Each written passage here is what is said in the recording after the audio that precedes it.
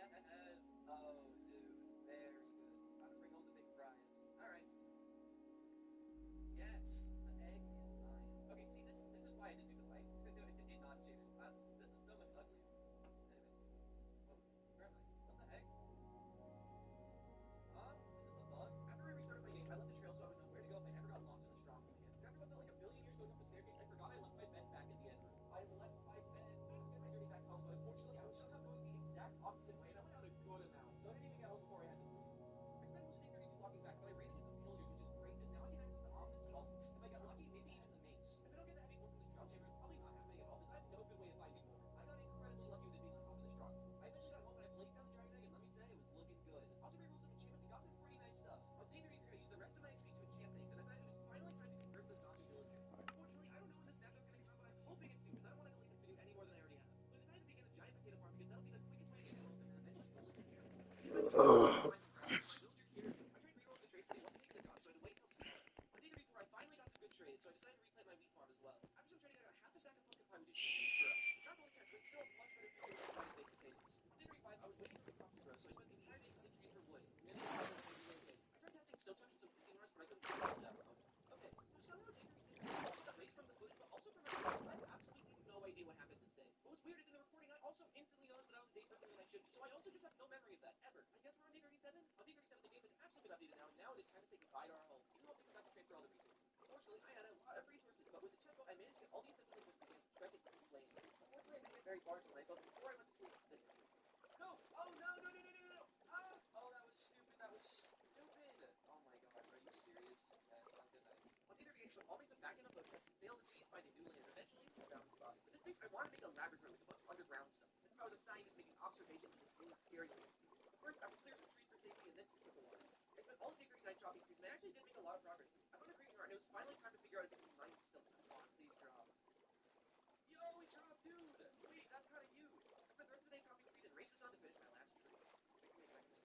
Finish this tree. That was fine. But day 40, I wanted to begin my farm and also work on the farm for potatoes and wheat. After I had some speed on, so I added some soul sand for trails, and that just made this really nice farm. I also found this burned area, and there were two more freaking hearts exposed from the fire, so I collected them and brought it back. After some good work on the farm, I stayed up into the night with some issues. Okay, okay, okay. It'll be messy. I'll clean it up later. I don't want mobs spawning, specifically creepers. I really do not want creepers to mess up the landscape. Okay, real talk. When are they adding the game rule that disables creeper explosions? Oh, they're right. They have two mob creeping. You can turn that off. Well, yeah. Well, guess what? That breaks a bunch of farms. So no, you can't do that. You have a long-term survival world. You want farms. You need mob creeping. They've been adding these hyper-specific game rules lately, like preventing vines from spreading. Like you can have one that disables creeper explosions. Like everyone wants this. I think creepers are a really cool design, but I hate how they blow up your builds. And they're everywhere. They're not rare. If they were rare, then maybe it'd be fine. But like, no, they are everywhere. It is so annoying. I mean, I like creepers, but like sexually. Oh, come on. I thought they buffed your damage. Okay, okay, wait. How about this? Taking off my stuff. Oh, that actually does more. I think that actually does more damage. I think just once you have diamond armor, it's kind of irrelevant. Oh, oh my gosh, oh my gosh, oh my gosh. Ah, wait. Ah, don't get any closer, creaking. No, stop. The creaking's like right there. Here, get on the boat. I know the creaking sees me now, but it's fine. No. This is not. That's not what we're doing. Where's your face? You're only gonna trip. Follow me. Whoa, what the heck? What did I just pick up? Resin clump. Oh, is that the new thing? Is that like really rare? Alright. Alright, come on, buddy. I know it's gonna hurt. Yep. I know. Goodbye. Day 41, I kept working on the farm. I'm almost done, so day 42, I'll get it finished and work on other stuff. For day 42, I began to clear out the rest of my area for my dome, and I originally was going to build it deeper in the forest, but there's a huge hill that I didn't see, so I'm not sure where I'm going to place it. Right away, I cut down some trees and went to sleep. On day 43, I began to work on the outline of the laboratory, and I wasn't sure what material to make the space out of. Turns out sure, pale wood looks really nice. And on the I farmed some potatoes and went back to bed. On day 44, I spent the majority of my time gathering sand, because I'm going to need a lot of sand for this. Thankfully, with my shovel and some respiration, gathering sand from the ocean wasn't a huge deal. On day 45, I mostly worked on turning most of my wood into charcoal and working on the flooring of the pits. I'm gonna need a lot of glass to make this dome, and hopefully it doesn't go super poorly because I'm gonna do it completely free. Exactly, but honestly, the reason I'm using dirt instead of glass is working this, since I don't want to waste glass. Day 46, I engineered the shovel and got my build ready. I found another wandering trader, and I knew I needed to go back home to get emeralds because unlocking mantis would be very nice for us. The brown mushroom can also help us get another witness potion if you're a villager. After trapping the trader, I went to sleep. On day 47, I went to my old base and I managed to get 13 emeralds, which isn't a lot, but I think it's enough. I contemplated bringing the villager back home, but it would be a huge pain, and I only needed to buy stuff. Really good for making money. So I decided to make the villager will be a still I would do a ton of emeralds that would let me upgrade to golden pears for the farmer villager. By the time I got home, it was night, so I went to sleep. Yes. Yeah. Let me pick all these brown mushrooms. You're free, but unfortunately, I am gonna have to kill you. Goldilocks, so the llamas forgive me, and they're friendly. Oh, they love me. I'm gonna keep you guys as pets, but stay there though. My inventory's way too full. Ow! Ow! He's trying to kill me. It's a cruel world out here, but you'll learn how to survive. Welcome to the world. Wait, over there, what's that? I spent all day 48 working on turning the dome from dirt to glass, and I made some decent progress, but I'm definitely gonna need more sand for this. On day 49, I continued to work on the dome, and I nearly got it done, but not quite. It's starting to look really good though. Not much else to say here. On day 50, I finished the glass dome, and honestly, for doing a freehand, I am really impressed with myself. There's I've only done this one other time, some sheep. so I think I did a good job here. I added a minor trim around for some extra detail and worked a bit on remodeling the area. I really want to add a nether portal so I can get soul sand and finish the trails, but I'll need to get more obsidian. After removing the enchanting table, I went out into the forest and collect some obsidian. Okay, oh, 11, yeah, I'm good, Bye. Oh my gosh, you're fat. You're a fast little guy. What's your name? Come with me. On day 51, I built another portal, and this time I got a slightly less crafty spot. It was in a cave, but it was quickly exposed to the great outdoors, so it was fine. I wanted to get some glowstone and sand, but mainly soul sand. I kept forgetting that soul sand isn't a full block, so I kept moving along. I'm going home and finally fixed that 3-block gap. I spent day 52 just clearing out some space for the lab, but unfortunately I accidentally spent most of the day paused, so that's fine. That's what my progress looked like though. To anyone that watched my other video, I promise this is the only time I do this for real. Only time. On day 53, I continue to dig things out. I want this into a room that has stuff like chests and storage, and I'll figure out something for the 4 main halls. Digging takes a while though, so time went by quickly and I went. On day 54, I decided that it was time for me to switch from building to progression. I cured the zombie villager and then decided to go to that trial chamber to gather resources and also to get more loot, maybe even a mace. Unfortunately, I was swimming the wrong way, and by the time I realized it was too late. Oh no, I went in the wrong direction. Oh, I forgot it's not just straight, it's straight to the left. Oh, the portal was really far away, so I didn't even get to make it before the sun started to rise. It's finally time to enter the trial chamber, and it was rough. I did find some goodies, but honestly, I didn't really get that much. I was hoping to get a good music disc for a heavy core, but I got neither, so that's cool. It also seriously tanked my armor durability. This took a long time and also went into day 56. I almost died many times, and I even had to use my golden apple. Unfortunately, this was not a very successful game, and so I decided to head back home. When I finally got back to the old house, I bought some golden carrots and pumpkin pie with my blood money, and continued to sail on back home. I started day 15 by putting all my loot in the chest. I used some diamonds to repair my armor, but it took me a lot of my levels. I decided to focus my time on making a functional base, so I dug out the ground below and began to work on the flooring. I harvested what I could from this diorite You, chunk and come here. on day 59, I continued to work on the lab, and as I was carving out this diorite chunk, I started to realize just how huge this can get. I finished the floors and began to work on the walls. I decided to use polished andesite for the wall trim, and it looked really nice. For day 60, I decided that stone would actually look pretty good for the walls, so I made a little plate. After that, I also started to work on the ceiling. I added some more slabs for color and decided that I would need another trim block. I made a little area for my chest room, and it turns out I was one other short for the item frame, so you're just gonna have to deal with it. By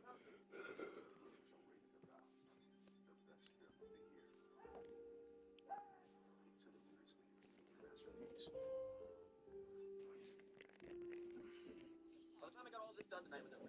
On day 61, I chose to finally get this light from this hot stuff thing. I want to do some interior decorating and add some cute stuff in the corners. I want to see myself working. But what was going to do next? I made a cool room stand orientation and began to work on a furnace area when the sun began to set. I continued interior decorating on day 62, and let me just say, my interior skills were on point today. I added some really cute stuff, and I'm overall super happy with how the center of the lab turned out. I wanted to be fun and interactable like a real lab would be, and I think I did pretty well considering how limited my block palette was. As the sun was setting, I took the opportunity to finally sleep in my new permanent bed. For day 63, I spent most of the day just moving all the stuff from my chest into the ones down below. I also added an armor stand to hold the special armor pieces like the strong walker boots. Once I was done emptying the upstairs, though, I raised the question, well, what do I do with this empty space? I mean, I gotta have something, right? While I thought about that, I harvested the wheat and potatoes above it. On day 64, I started working on one of the new rooms, the enchanting room. Thankfully, I had all the bookshelf needed at this point to get some nice decoration, and I even had the lapis and books to go with. If I want to get the XP to get here, though, I'll need to set up a farm, which means I need to get a name tag for an endermite. For now, though, my current gear will do. On day 65, I was thinking what to do for the other two, because the core of the lab was almost everything I needed. I decided to bring the nether portal down below because it didn't even fit in the normal level. For the other room, I wanted a place to keep my llama because he likes to go upstairs. Even more importantly, I wanted a place above my villagers. Originally, I was going to my villagers to sleep villagers so I could get a ton of apples, but what I need more is a pet kingdom. So I got a lantern and began the tedious process of moving the villagers downstairs. It took me a lot of iron to rails, but I thought I got that time. I started day 66 by rolling the villager until I got mended. It thankfully didn't take very long. Because I don't have a stick villager, I don't have any good way of getting it full, so it's currently my best bet. So to do that, I'll need to set up some sugar cane. But as I was doing this, I noticed something odd. How am I getting hurt? Wait. What? Is this a bug? Wait.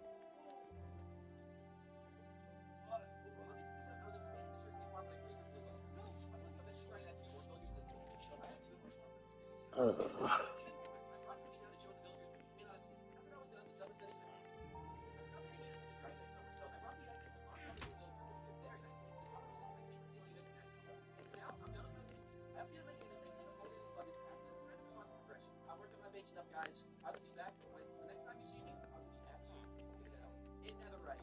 Actually, Netherite's going to be extremely difficult to get. I guess I can just raid a bastion. I can just do that. Well, I expanded the sugarcane farm and nice. I went into the Nether start my journey finding a bastion. I actually did that go very quick. Now, oh no! Oh my gosh! He's right there. Is this a big one?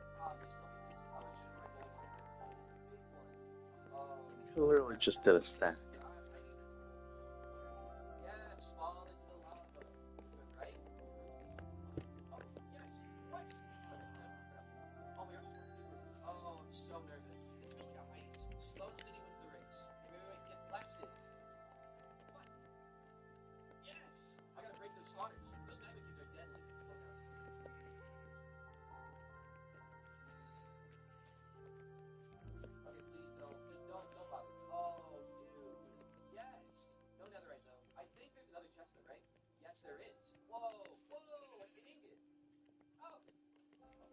Oh my gosh. Oh, Get me out of here. yeah, I already had some wood. No! Oh my gosh. Oh no, no, no, don't kill me, don't kill me, don't kill me. No, I thought I was slick with it. I'm not. Holy crap. Ow. Go away. I need to go back though. I need that gold. That's such a valuable resource. This lava is an issue though. Okay, lava is dealt with. Okay, just get it. Just get the gold. No. Oh! Oh, dude, that was so close to getting shot. That's so many brutes. Alright, let's piss him off. I just want to weaken him. On. Like, whack him in. Whoa! Oh! Oh! Savages. Oh, silk touch. Oh, that's really good. And the other chest. It doesn't look like it. I think it's time to go. Now that I have a shiny netherite ingot, I contemplated what I wanted to put it on. And decided to go with my pickaxe. I wanted the extra durability for netherite mining, which I went back into the mines to do so. I got pretty lucky, got 17 ancient debris, and I used most of the gold I found to barter with pickles, which went to day 71. Those importantly leather, but spectral arrows as well. When I got back, I cooked up the ancient debris and crafted my second netherite ingot. I put on my chest plate, but also put the eye trim in it. It is starting to look really nice. Whoa, look at that! That looks so cool. It'll look even cooler when, the rest of it's trimmed out, but whatever. I mean, at this point, it's just mining, right? Like, I need diamonds. That's what I need.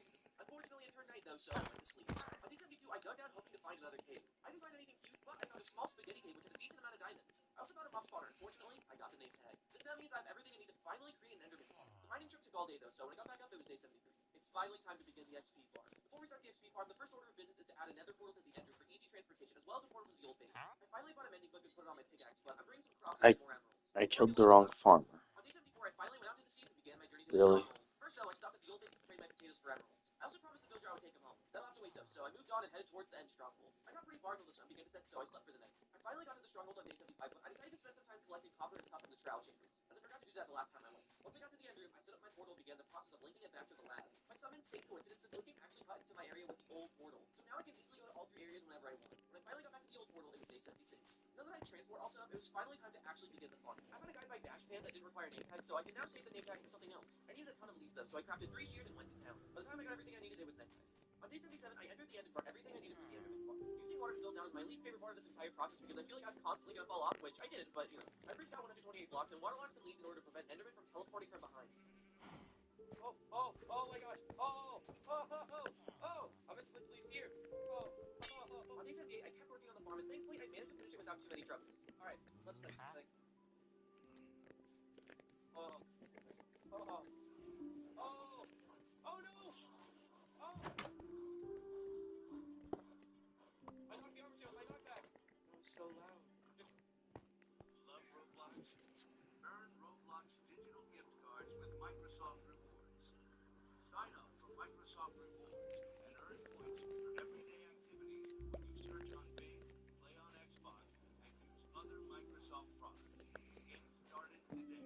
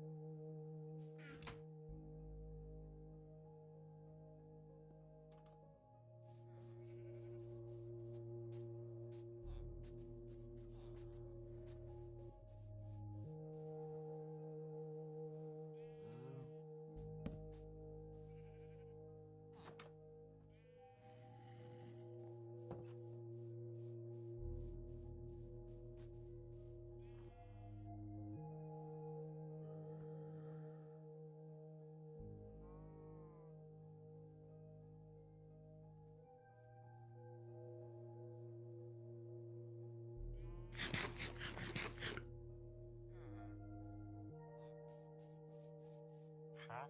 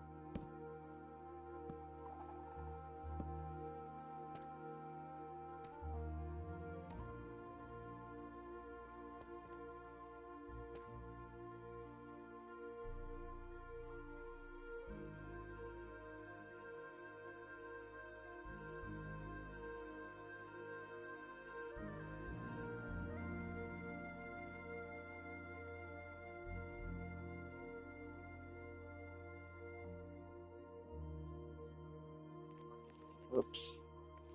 I've been muted. Damn. This place always gives me a heart attack.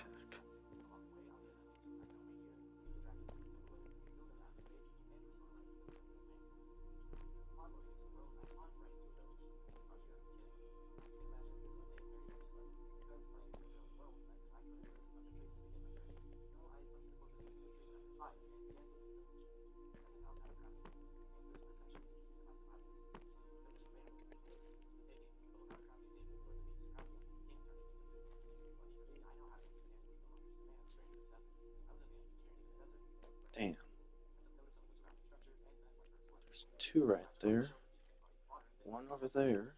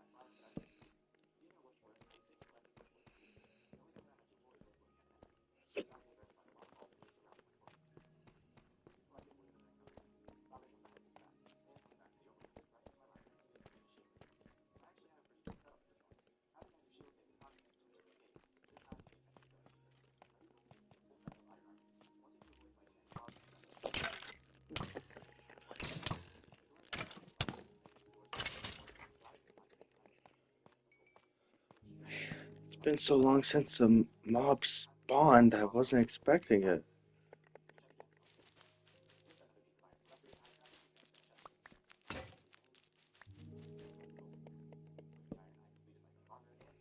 Oh, hi. I'm just gonna block you off.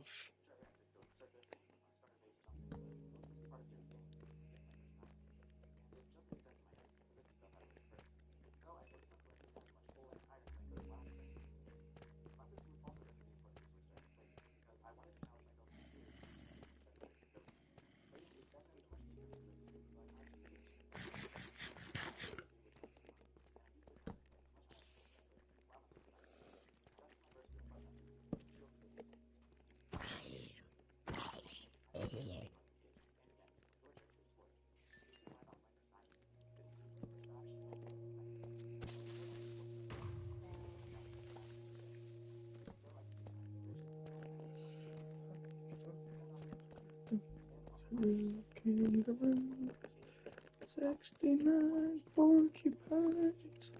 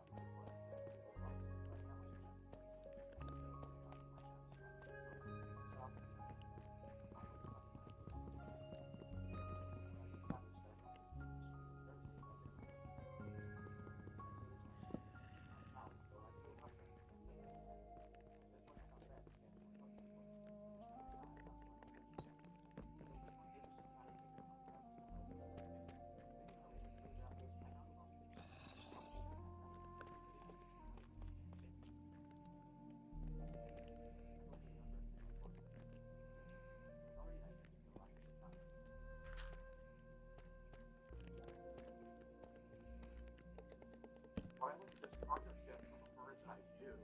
It really is.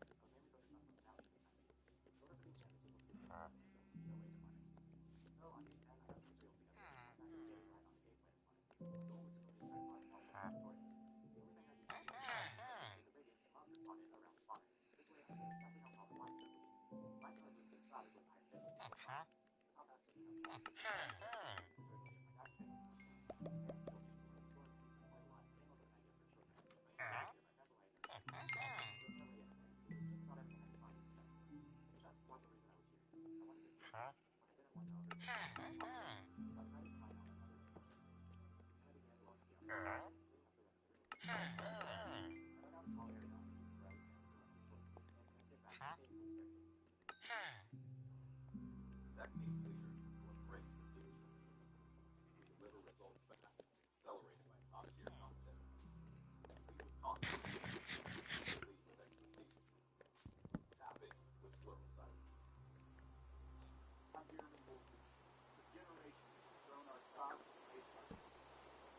That's why as your favorite school district, I know you want to know where you're going.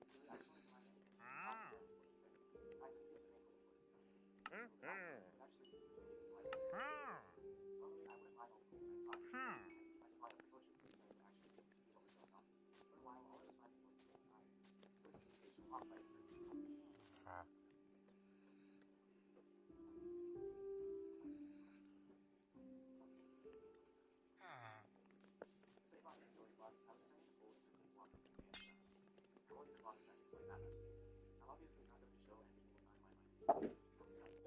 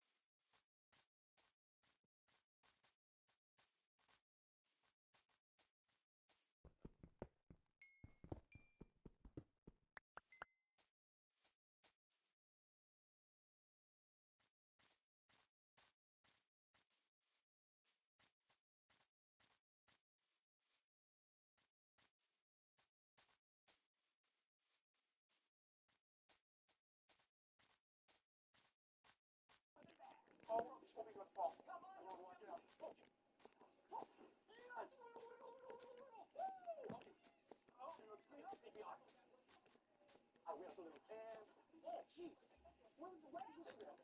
Did you do that? I literally was getting CPR to my glue layer. Let me check the point back. Oh no. I did that. The ghost of Titanic's mad at me. Oh yeah, yeah, let's talk. Hey, so what you tell me this is what happened? All right. Whoa. I think that's how it happened. Woo!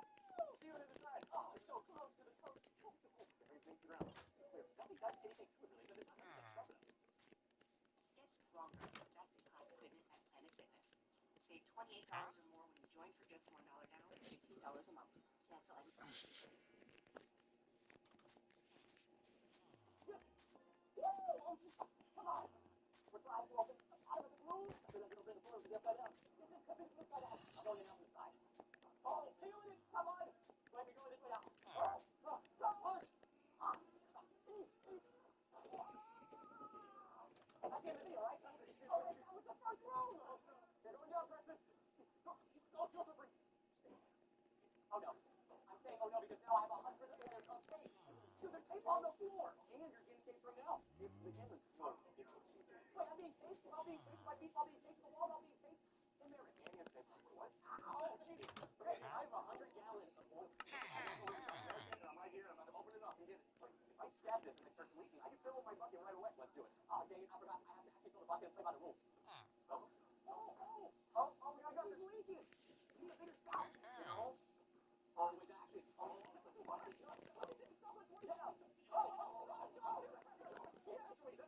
I didn't follow the oil, brother. Stop it. Wait, can you do this?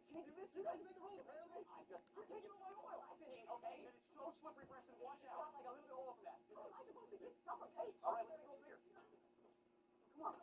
There we go. Oh, okay. It's leaking over tape. Yes, that's what we need. Watch this. I'm going to cut chunks of this tape out and pretend like it's the skin of my enemy, a.k.a. Stephen, the guy holding the camera. Yeah. Woo! America! We're almost to the red light. Yes. Hey, this Alright, what was I gonna do? Yeah.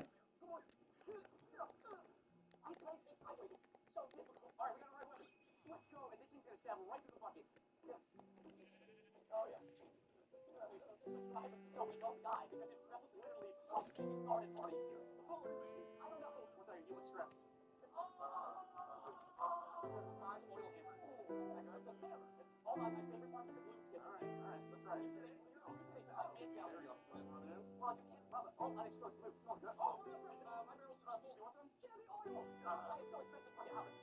This morning, y'all. You really having that? Oh my God. It's on a green. You see? Oh yeah. I think before you do that. What? Your tank is full right now. Yeah. Oh no. What? That's what I mean. I was trying to break it so it's all cut out. Okay, because you look at it, I know. What if I just borrow a little bit of your forward? Can I have a little bit more? Yeah, we're going to save some of the oil. Oh, jeez. Oh, sorry. No. Oh, jeez. Oh, no. Oh, okay, wait. There's more. No, there's not. It's like, oh, it is.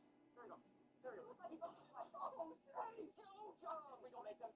Yikes. There's last of my slippery layer. This is not hit spicy. I am not even really you look like nothing for me. I'm sucking this with my mouth and putting it in here. Well.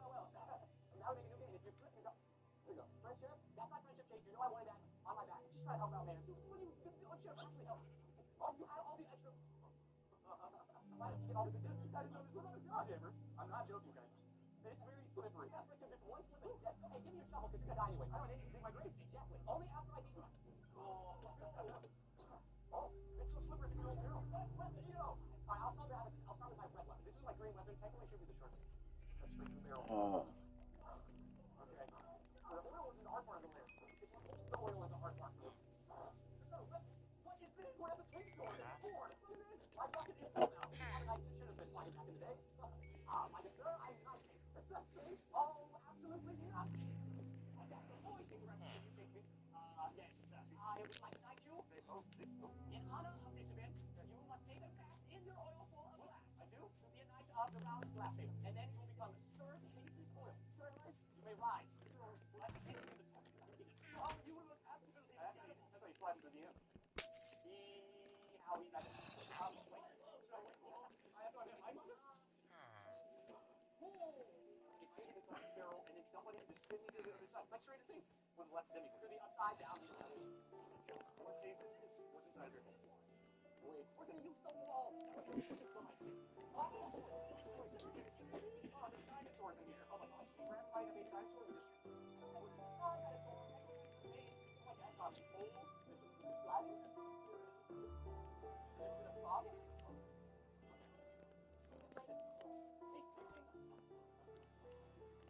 Alright. I keep forgetting what I'm trying to do.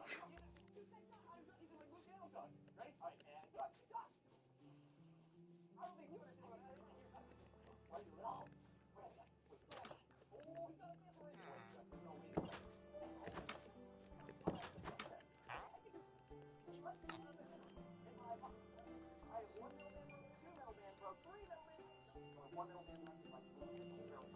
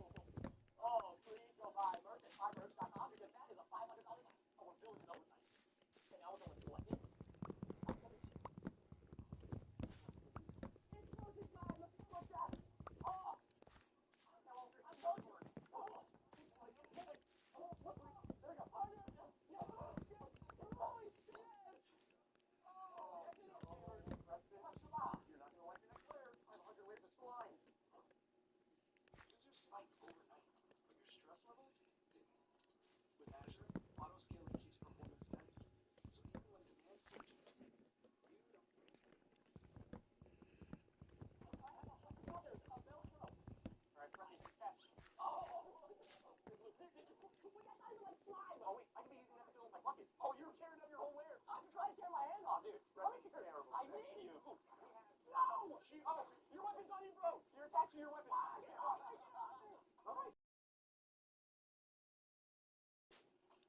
Alright, so this might go right up to mine again. Oh no. Oh, we got a gusher again. Oh crap, it's like, I have it. Listen, what? Why did you tell me that before? I saw it. Oh my goodness. Well, now I hate this. Oh, we got multiple colored slime.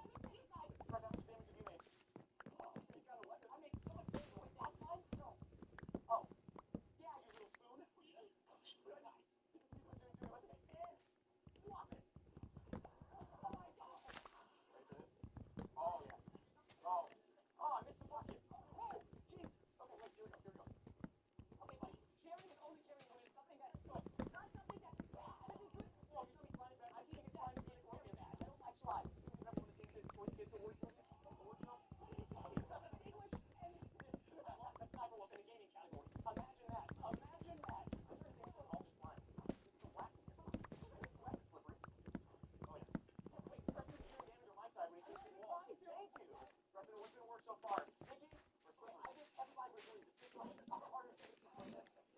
I'm tired of this. Velcro, do it.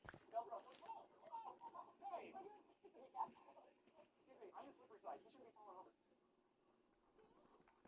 It's not working! If you're not winning, that's what you're doing. You don't know that. Watch this. I'm taking your bucket. You're not using it. You don't know that yet. Grab it for a second. Yes. I'm going to fill this bucket with water. These two fingers are open. Oh, wait. I'm filling your bucket with a bucket. There we go. It's working. Oh, that didn't work. This is why we need to have nice things. You're breaking them all. Well, now we don't have to fall again. It's like it's over. And I'm on the slippery side. This is not good. Never flies. What is the point of it? I'm trying to fill my bucket with a bucket. How is that working? Here we go. Oh, red. That's the red line.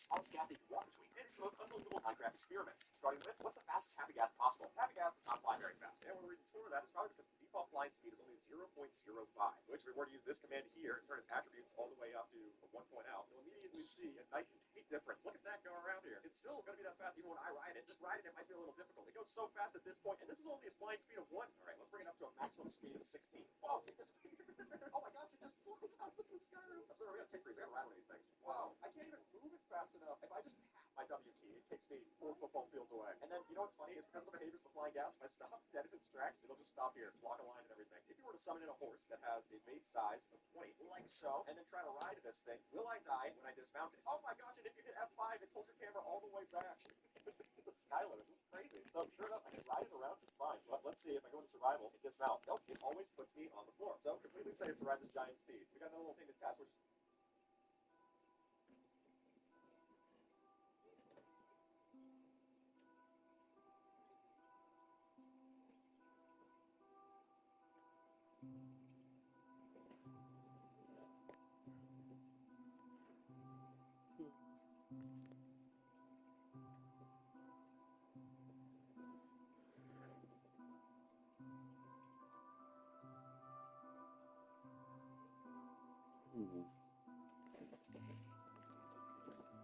So I just had an idea.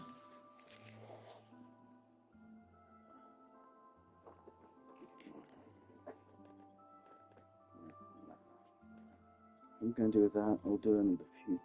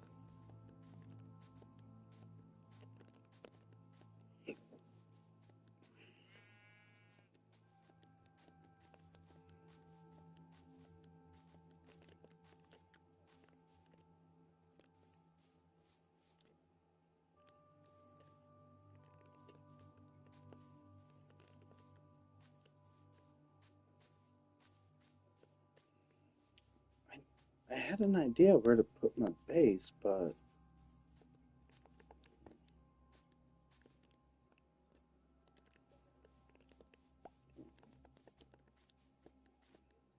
right here seems flat.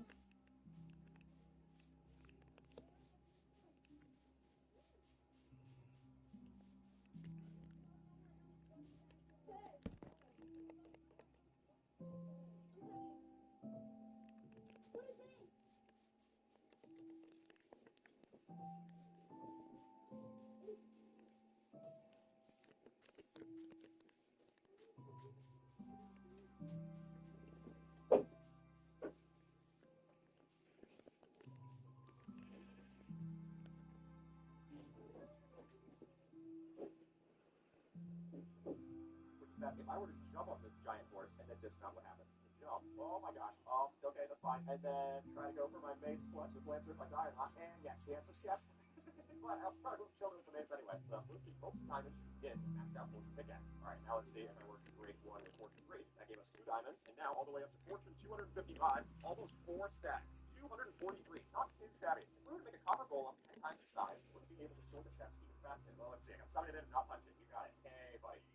We've got the glass blocks there so that it can stay in place as though it moves around. And hey, by the looks of it, it actually is going even faster. It goes immediately from one chest to the next. Alright, so it reaches all the top ones of these, but it can't reach any of the bottom chests. If I were to break this top row, would it? So sure enough, if I break the top row, then it works. So the way that you want to do this is really just have it circling around the guy, because otherwise, if you're having a double row, it's just going to break. So what we've got here is Mystic Cat's circle generator. So we're going to pick a circle out of things that aren't just barber stands in the original example, because instead what we were going to do is some of these all into place. We were going to have a whole circle of villagers, circle of lights, we're calling them. So there's our first issue, and then if I go and press this, it'll get them all looking up, even the circle of villagers. Now what I'm curious about, we were to get like a mass zombification here with like a ground trident. Can we mass zombify all of these with that TNT trick?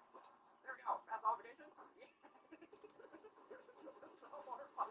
Oh my god, this is our Christmas wreath. What happens if we were to spectate a bee when it tries to go in the hive?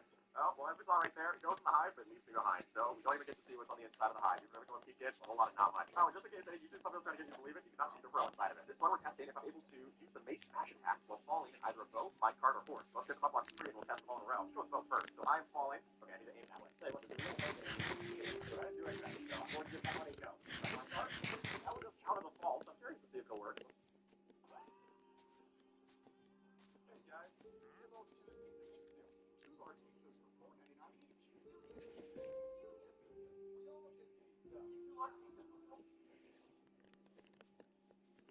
No shot. Well, I hit it, and there was no luck, so that's no for my card. And finally, let's check my horse.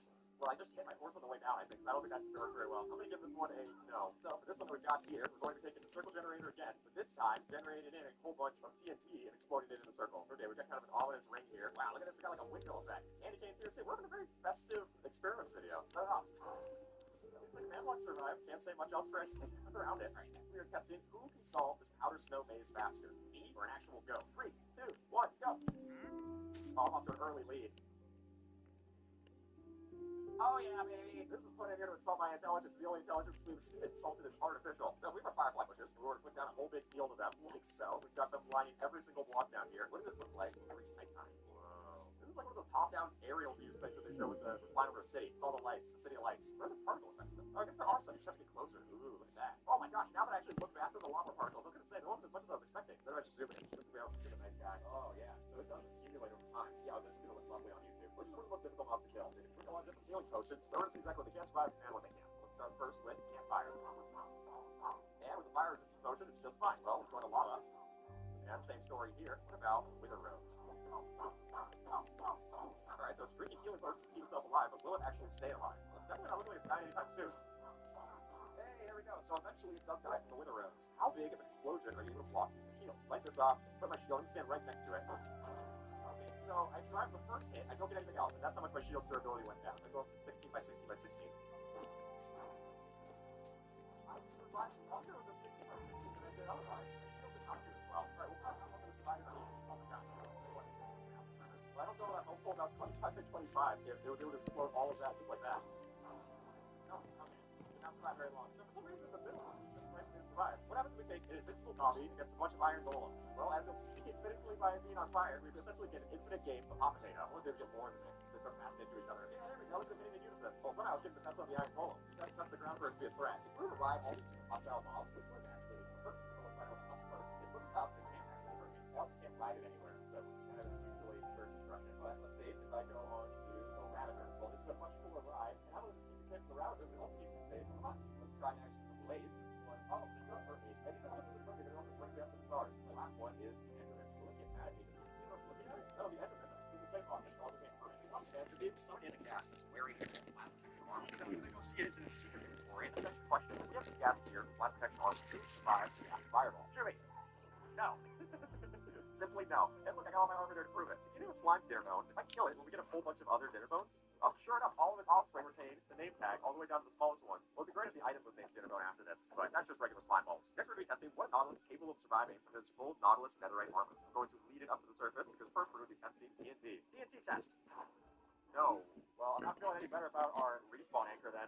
Surely not. Not quite 9 lives. Yeah, really. Let's see if I were to use just a sharpness 5 sword with a crit. Hey, survived that one. Let's see if we survive the second hit. 2 hits down. And 3 is redundant. Finally, we're going to be testing our friend, the mace. And the mace doesn't hit too. Alright, so it's good for assault. You have to come across a lot of swords down there in the ocean waters. Where does the recovery compass point you? You're not the owner of it. So I'm going to see if I were to die here. And rightfully, my recovery compass is pointing me back to the observatory. But I want to see, I'm holding it in my hand where it's looking pointing. Ah, so it'll spin like a compass in the nether. That makes sense. It doesn't know where it's supposed to position you at. It's on blind side. So what if we were to summon in an invulnerable blaze underwater? So I'm going to go into survival first, and then it'll attack me. And then if I swim down to this geyser, right like this, and we get our blaze down here in the water. But even though we're underwater, it's certainly still able to light you on fire. Do not fireballs in the light. And of course, I can't punch it. It's invulnerable. But even if it's able to survive the water, it's not exactly its favorite place to be. Next, we're testing what we have a wither the size of the Wither Storm. Alright, so you can spawn in our withers here like so. And using commands with the size attribute, we can make it all the way up to the max size equally the Wither Storm. But projectiles don't seem to be getting larger. Now, if you're a shot, let's see if we can scale up the Wither Storm projectiles to shoot out. Unfortunately, even if we treat with commands, the storms don't get any bigger. It's just a wither we can make up this giant size. So it's small. Yeah. Walk over to using Arsenite now. So if I press this, I'm going to set myself down to 0.0625.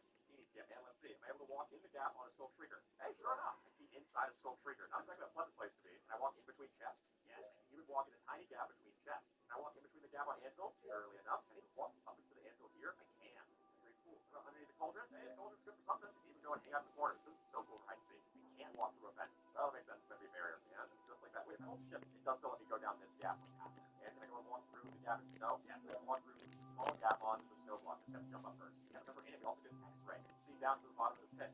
Oh boy. Now, if I shrink myself down, will I die of fall damage from falling off of this carpet? Well, just regularly, as you can see, no. But if a safe falling attribute has changed, you still don't know where to change that with command. Then it's now actually made appropriate to size. So if I jump, ow. Oh, and now really just spawning in is enough to kill me. So any amount of distance is enough to kill me. So whether it's the carpet or Badlands, what if we have the Lytra where we couldn't actually craft? Now I'm basically going to be like the Ender Dragon. So now I'm flying with my awesome Doge Rescue game, I gotta say. Then, whenever I get close to a wall and slam into it, I'll heal away at the world. Look how cool this is. It may not be the best for the world, but I surely cannot die by crafting into anything anymore. Oh, I can fly through the ocean. Look at that. Oh, it's on the poor fish. Oh, the water's awesome. It's still filled. That's great. And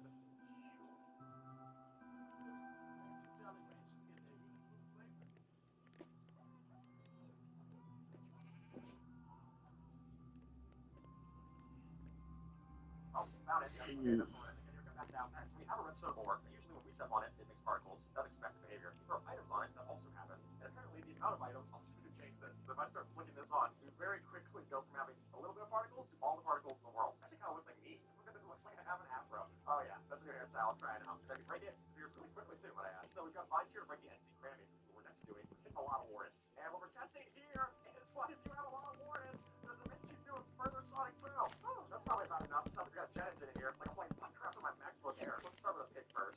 This isn't gonna go very well for our first test. Okay. Well, that wasn't very smart. Okay, next we say I have me. Let's say if I take a bunch of warrants and I shoot myself off into space. This feels so eerie. Just in shaking like this, I took the wrong potion. Oh, I don't feel so good. Really? They do one to the Ender Dragon than they do to me. So literally we get more knockback just by pushing next to them because there's so many entities crammed in one spot because of the vine. How much scope is it possible to spread from one scope catalyst? If I kill this is a pin wearing armor, which is the mob that drops the most amount of experience. Alright, there we go. Oh, right now it's on 5 I guess it's actually gonna not work the same, right? So it definitely spread quite a bit. Proper testing. Look at how much is spreading from that one mob. Alright, we gotta go take this for 1 hour. We're in our set. Let's go take this over to a cave or something. Perfect. And then we're gonna use entity cram to do the trick.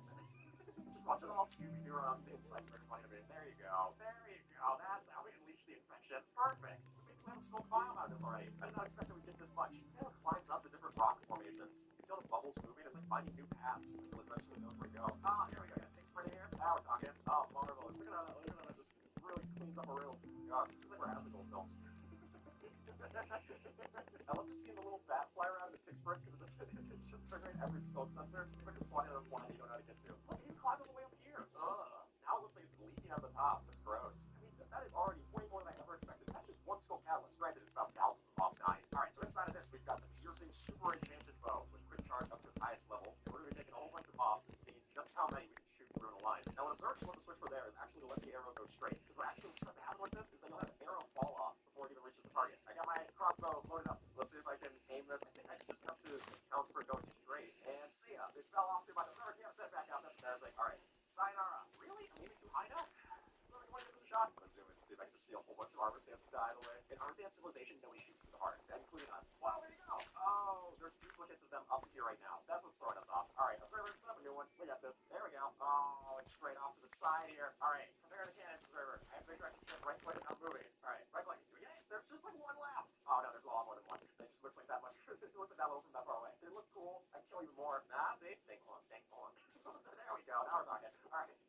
Now I'm gonna look up. The observer's gonna get up to something. Because what we have up here, that build height, is a sand bomb. Now the way this works is we have a TNT trap underneath it with a bunch of signs to drop it. But also, in the center here, is a TNT minecart to shoot it off in an array. So I go back down to my place on the floor, and I just wait for it to be the 1st of January. We're gonna see some fireworks. Charge! Oh, charge happening! Alright, look at that. You get this very weird symmetrical patterns. Look, it's 2 blocks and 1 there, 2 blocks and 1 here. That's so strange. Oh, observer, we gotta test this out with rainbow colors. So we got a map. We'll do a map. The old bird's eye view. Yeah, it looks like something about crumbs on a napkin. We're just wipe my mouth off with it that way. Alright, it's time to taste the rainbow, observer. You can see your little head up there. It's like a sunspot. Oh, then I immediately see you fly away from the explosion. That's a little unnerving.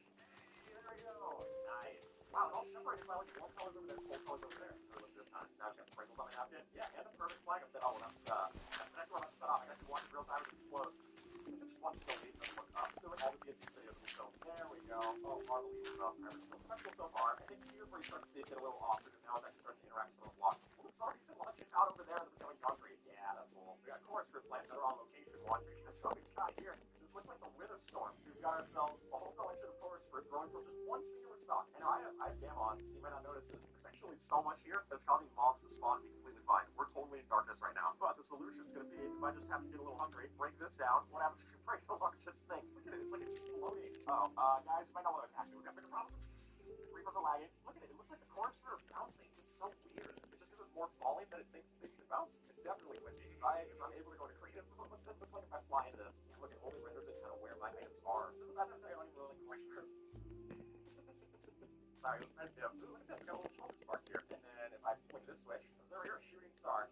You can just have the shoulder sparks fall on entity and give you really precise graphics. Yeah, that's what observer I can flick it onto. It also goes onto my bow. Now I can go off the bow and arrow. Yeah, I can see like kind of reverse where things are gonna fall. I get like a cheat predictor. That's fun. I also get levitation arrows, which is nice for run-based games. I guess they still aren't, but some kind of literal shooting star. If I were to get it, and why am I for these? I can't even hit. There's so many little shooting bolts around it. That's basically immunity. You can't kill a star. You only make it look brighter. Look at I'm running really fast. Look at that. I got like got sprint particles right there. I gotta go. I got a purple situation here. I wanted to see who would win. All it's gonna take is just one Zoglin to cause a little chaos. That gets one of the Skeletons to attack the other. The Skeleton starts trying to shoot the Zoglin. They can't hit it, and suddenly the mob since it's class warfare. All the different things with their phones. It feels like I'm in a really esoteric music set. I just wanted coffee. I don't even listen to here. It's fine. I get it. I wanted to try. Yeah, everyone's killing themselves around here. This is marvelous. Let's go to Starbucks next time. This is absurd. Look at they kill each other off. That's kind of horrific. Zoglin didn't last very long. I don't even know when he died. I don't know if Enchanted Bows though. It's quite fair. Well, no one did find against us. Let's go clean up. There we go. I think it's Instant was us. This here is a Geode farm. Now, this is based off of a concept from Ilmango, and then we're using a mod to do this called Geodesy. We're using a mod called Geodesy that literally generates the structure for us based off of a random generation of these amethyst bugs. Well, my amethyst bug yourself. Would you mind, let's see, how fast we can get this code? Put that in writing. Yeah, there we go. Now we're talking. Just watching it scan lines, take out everything. That rocks. Yeah, look at this. And now we just got amethyst as much as we want. I can zoom in. I think my official looks at that. They're saying that we're already running out of space. So what we've got here is something very satisfying. The flush piston extender. Look, I was up here and you didn't even know. I mean, that's kind of a giveaway, but you almost didn't know. Alright, observer, serve me your finest cooked meal. Or, hey, in our civilization would be one block jumps for you. Let's go see what happens. We have a whole bunch of gravel, and we have a very familiar situation happen. There we go. Yeah, we got a little bit of shifting sands here. Oh, river part of the canyon. The canyon part of the canyon. Probably another river, and so on and so forth. Oh, it's falling. It's falling. And so are the frames, too. Wow, the whole mountain just sunk. We got like a load-bearing rock. There's something very eerie about walking through just a thing of gravel. Everything was gravel? Always has been. Oh, okay. Yeah. I mean, when you're about to go and break into the blocks, it gets immediately more horrifying. Oh, I gotta convert this structure over here to gravel. Hold on a second. There we go. Perfect. That actually is better terraforming. Minecraft wants to fix the world generation and adding gravity. Got rainbow sand into our rainbow cobweb observer. Now, this gets kind of ugly. I was really hoping we'd get some kind of cool gem sand. It just kind of does. Does it pop off eventually? Yeah. What happens if we were to go through an end gateway in the overworld? Alright. I'm going to survival. See on the other side. I guess that was literally true. Well, remote gateway, I guess that is true, but it's remote in the sense that we already brought it here. Now, we set these iron blocks first, but then switching them over to iron trap doors, we can take anything that we want, and you're going to see quickly that we have a bed of sculk sensors underneath. It has these weird patterns that we generate. Well, I think I messed it up a little bit by throwing another one in the wrench. What's it sound like? Not fantastic. Not fantastic. Can I ride the wave? I'm very much getting caught up in the wave. Alright, surf's up, surf's down, surf's very much down. Now we see the impact of observer. You see touching the hearts of millions, observer. Some of them are revolting. Some of the hearts didn't appreciate it. Redstone lamps. Yeah, now we can see it all light up. That's cool. Oh, because they don't make a sound, they don't spread out as much. Look at that, pistons. Whoa. This one is like a wave. Look at that. Wow, you can even run over it seamlessly too. This is so cool. It is a little laggy. And I'm surfing. Slowly, but surfing nonetheless. Neat. Oh, this is definitely the laggiest one. Whoa, look at that. Oh, there's not gonna be much to look at. We like to clean up after our work. You know what I'm saying? Leave it in a natural state. A wasteland is natural. What we've got here, observer, is blocks for parkour. Since if I were to get goats, and literally just spawning them on things like this, you can see that goats are able to parkour perfectly in situations like this. If they want to, I guess. Oh, right, we pressed the button first. We're hijacking their brains to make them jump. It's so eerie, observer. Are any of them able to escape? They're certainly trying to. Alright, this guy's our current champion. Reach the top. Well, that's sad. I'm bad at parkour too. It's like, what's going on with them now? They're like spinning. Do you see this? What? Observer, I know we said no animals are harmed, but making it is. We gotta cut this testing now. Parkour was never supposed to be dangerous. We want to kill the remaining goats though. When I said goat, I didn't mean the greatest of all time. We're gonna want to turn off entity block damage. The TNT screensaver by the looks of it. Look at that. It's like way that solitaire. Oh, well, I hope we're insured. Just kidding. As if the insurance company's gonna help us out. If we do pick up face loss, then we can teleport onto this location and watch it bounce like so. Where did it build up momentum and eventually the bottom out? It sinks so low that it gets stuck on the soul sand and starts anew. Alright, I'll just take my fill, please. Like an Ouroboros TNT cannon. It snakes in on itself. Alright, so what we're testing here, whoever has it every 5 block difference, is how much experience spreads killing each mob. Alright, we can start with a simple one like nothing. It makes the tummy rumble. That's all it does. Barely even a snap. Alright, we'll go a little bit more here. I guess we're snake not on the blocks. There you go, we got a little bit. Let's see if we were to get, what's our next snake? A zombie? Cow. Alright, zombie made it to here. Enderman. Enderman made it barely further than zombie. There we go. Wow, the Guardian really cleans up. Holy smokes. Guardian ain't bad. Our next contestant. What about Blaze? What's Blaze do? Okay, Blaze got time. Guardian. Press. Good. Alright, Shaman Brew. Wow. Oh yeah, it's spread 2 on her. Terracotta here. Alright, we got all the way up to here for Shaman Brew. Elder Guardian? Is that 4? Wow. Wow, that is embarrassing. It's the exact same as the regular Guardian. I expected more. What if we go get the bigger brew that we had with the summoning command from earlier? This is the most XP that we can get from a mob. Okay, good. It actually did spread. It should have lagged there for a second, but the toothfish just got caught in the tube. And the winner. Oh, well. Whoa. Look at that. Alright, winner definitely takes the lead, unsurprisingly. And now, you might be wondering about the Ender Dragon. The Ender Dragon actually has a weird behavior with these skull catalysts. Let's go on location, just so we don't accidentally have the Ender Dragon explode our base. Take our skin editor is amazing. You can customize your player's skin into isolate body part. Right, there we go. Oh, well, move up to the upper decks. But lo and behold, we're getting XP, we're getting all these things, not a single amount of sculk from here. The winner's the most. So if we were to grab a villager, oh, by the way, sorry, if we were to grab a vindicator and a villager, it's an IQ test. Well, the door's locked, so he's not that smart. Oh, okay, there you go, you can go fast. Yeah. Alright, what about the inverse? Villager. Yeah, the inverse works as well. Nicely done. So what we've got here is, what's the literal smallest amount of water that can save you? I'm going to find out with the help of this button. Oh god. Now, if you get a close-up, it doesn't even look like I'm standing inside of it until you look at my hitbox. And then, when you do, you can see that it collides at exactly 1 pixel. That can save you. Even if I zoom in with this, it doesn't even look like it's hitting. So, Observer let me know that because the water is still running, it will actually push you out of that 1 pixel when you land, just enough for a little tiny particle. Alright, so if we were to have a chest made entirely up of chests, how many items can we store inside? Well, each chest stores 27. So if we have 64 times 27 times 14 times 14 times 14, that gives us a total amount of items of 4,741,632. But then, if we were to go and make all of these into shulker boxes, that would then give us an additional, each of these 27 slots would be filled up with a shulker box that has its own 27 slots, each holding 64 items, giving us 8,193,540,096 items. But then, we can turn all of those into gold blocks, which then can be broken down into how many gold nuggets, Observer? Giving us the final amount of 663,676,747,776 nuggets. I usually just get a 12 piece myself. What happens if you have 2 of these end portals, and then place all these facing you? If we were to fill all of those up, whoops, 1, 2, and there. Well, that was kind of bound to happen because it has to face that way. If I change the direction of this, now to this way, it'll work. Okay. Alright, now we've got it, but that was using commands. What I want to show off is Observer showed me this very weird way to build an end portal. And you'll see the direction works even if the level doesn't. There we go. So put in this nether portal style structure, we can get an end portal right up here on the top. How weird. What would happen if we were to light 2 nether portals at the exact same time? Well, it's going to pick one of them directionally first. And always direction based. There we go. Double nether portal. What I did want to try is if I take my end portal frames and we were to make ourselves sort of a weird situation where I put an end portal on top of a nether portal, which one do I go into? Well, I'm going to go in survival. Alright, it's nether portal if I go point to it, and it's end portal never. If I go underneath it, I'm fine. So it's all head based, I guess. Oh, now I'm in the matrix. Wait, that's weird. I'm not even instantly going through the nether portal in creative. What? Yeah, so usually in nether portal you instantly jump through in creative, like so. If you do this, it doesn't know what to put you through. That's so strange. Oh, now it just doesn't teleport me. It just puts me in the sickness of nothing. We broke it, Observer. What would be faster if we had efficiency 5 wooden tools or netherite, unenchanted netherite versus efficiency 5 wooden tools? You can hear the difference already. Efficiency 5 shovel wins out. Let's switch over our material to wood. Try it with the axes. There's the regular netherite. There's the efficiency 5. This doesn't work because it's a 1. It's breaking faster. There we go. Another win for efficiency 5. Finishing up with stone. Even with the pickaxe, it works. That's so straight. I would have thought one of those would have won. So we've got the dripstone spikes. What would happen if we were to drop these on top of the creek gate? Fellas, you ready for your casting call? Nice. Unlike chopping down the old forest, huh? If we have a natural creek gate, let it become nighttime. Get the guy over here. All right, buddy, you and me. We're gonna find out which one of us takes dripstone better. Nothing. If they're natural, they're fine. Speaking of natural creek gates, we want to do a bunch of them deactivated ones. When the daylight comes, I'll have to go. But tonight, I'm gonna also get rid of you. This poor zombie doesn't know what's going on. There's a bigger night. I can't win. Oh, no, you can't really. I want to see what happens too if I just chop down all of these. Later. Awesome. Now we're testing. What's the highest fall you can survive? Okay. Ow. So a regular fall can survive a 23 block fall with half a heart. Okay. If I were to jump into lava, 43 work. Alright, then if I go on the bed, and I believe this one is 45 blocks, just fine.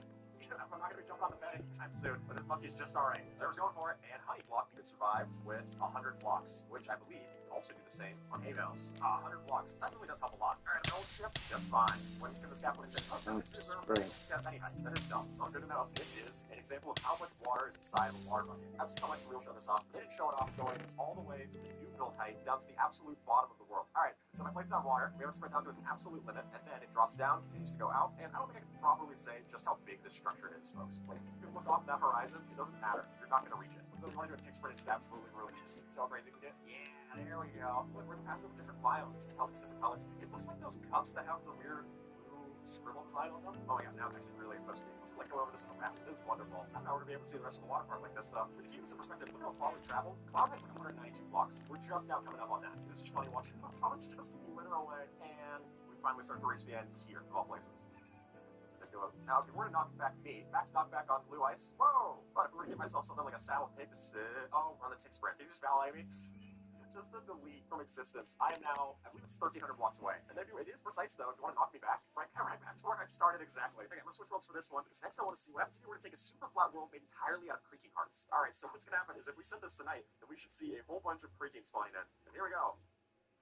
That was remarkably chill. I would have expected something to happen. There we go. Now we're cooking. Okay, you give it an update and then it starts bringing in all the creatings. Oh my gosh, this is insane. Okay, so it's like when you make a world out of all sand. You just need a bunch of updates. Holy smokes. Yeah, let's set it today and see what happens, huh? Whoa, that was awesome. Okay, you want to see me die to them? Well, I'm looking at a whole bunch, so I can actually kind of use the ones that I'm looking at to keep me safe from the ones that I'm not. Oh my gosh, when I turn into the F5 mode, though, it's horrible. This is the actual FPS. This is so bad. All right, in this corner, who would win a fight? We've got the chicken jockey. This is going to be fighting for old Skippy's army versus the jockey chicken. Oh, you're on. Fight and brawl. Oh, you got a real cowardly zombie there. Oh, can he win? I killed your chicken pretty quick. Oh, yeah, baby. There's a reason why we're yelling jockey chicken in the theaters. Next, we've got who would win in a fight? 100 baby-sized Wardens. That's adorable. Versus one Warden-sized baby zombie. All right, I'm going to take... I really like what we do at Spotsy. We are able to help our customers reduce shipping and Your healthy place at home with World Market. It's where you'll find standout decor by consumers. This whole display for exclusives and show off with unique finds everywhere. Visit World Market for decor. take this guy. Oh, he's off. Get him! Wow, that looks horrible. This is the equivalent of stepping on a Lego every freaking possible. I don't... can we get a do-over on who we picked? The Wardens do have less health to make up for the baby size, but I don't know. Oh, that Divine Sonic Boom looked bad. I mean, it's fine. Oh, the baby zombie size like this is hilarious. Come on, you got this. Oh, there we go. Put him back into tension. Baby zombie's got a lot of health, though. It's got Warden-sized health, so it's doing pretty well. Actually, a lot better than I expected, and I'm the world's proud of it. Which one falls slower? Would it be a chicken or me with slow fall? Oh, well, maybe I should have drank that first up. All right, I will drink up my slow fall in, and let's get to it. Oh, just a real casual. I'm not doing anything. It is easily the chicken. But that begs the question, what would happen if we had a chicken with slow falling? Okay, we got our chicken frozen in time right here, and just watch the tick stuff happen. And now tick unfreeze, and we're good to go. Wow, that's like basically locked in place. We've turned off tick freeze by this point, too. You can see it's moving, but look at how slow it moves. Is that the slowest entity in Minecraft like that? I think it might just be. Oh, there we go. Yeah, let's slow it down a little more, huh? So Observer's now riding the chicken. We got the Observer jockey, and with the help of Mini Hut, we now know that he is moving at exactly between 0 and 0.23 meters per second, which I think we can take to mean almost too slow that we can't even calculate it. Yeah. What if we made the human sponge? All right, it's time to get cast the SpongeBob the musical. Since what we have here is a command setup that's going to make it so that both me and Observer are functionally sponges. So all around us, it will drain water. Can we drain the ocean? Let's find out. Well, the good news is that I don't have to wring myself dry. At least they're more than usual. This is ridiculous. Just the idea of being like, oh yeah, I'm high. This looks ridiculous. I can't even swim up if I wanted to. This is okay, so is the answer, can you drain the ocean? Maybe you got a lot of friends. But unless everyone wants to come over and recreate Bikini Bottom with you, I think there's more fun ways to roleplay. It's very funny though. Observer fly up into the sky, trying to do like a water bucket clutch like this is pitiful. Just being like, I'm getting chased. I need to go make a jump quick. Uh-oh. It's a good thing there's kelp here, otherwise I think I would have died. How slow can we possibly fall in survival? There we go, I got my speed on in the top left corner there. So if I fall, I reach like a top speed of about 30 blocks per second, which we're trying to reach the bottom speed here. So if I was going through like scaffolding, like 3 blocks per second, it's actually faster going down scaffolding. I never realized that. So if I drink my slow falling potion, that gets me down to 7.6 at my apex there. If I go against honey blocks, it's going to slow me down even more. Not that much more. I mean, okay, so 2 point, it's like between 2 point whatever and 3. Now we got in a couple of these. Okay, now I'm going 0.01.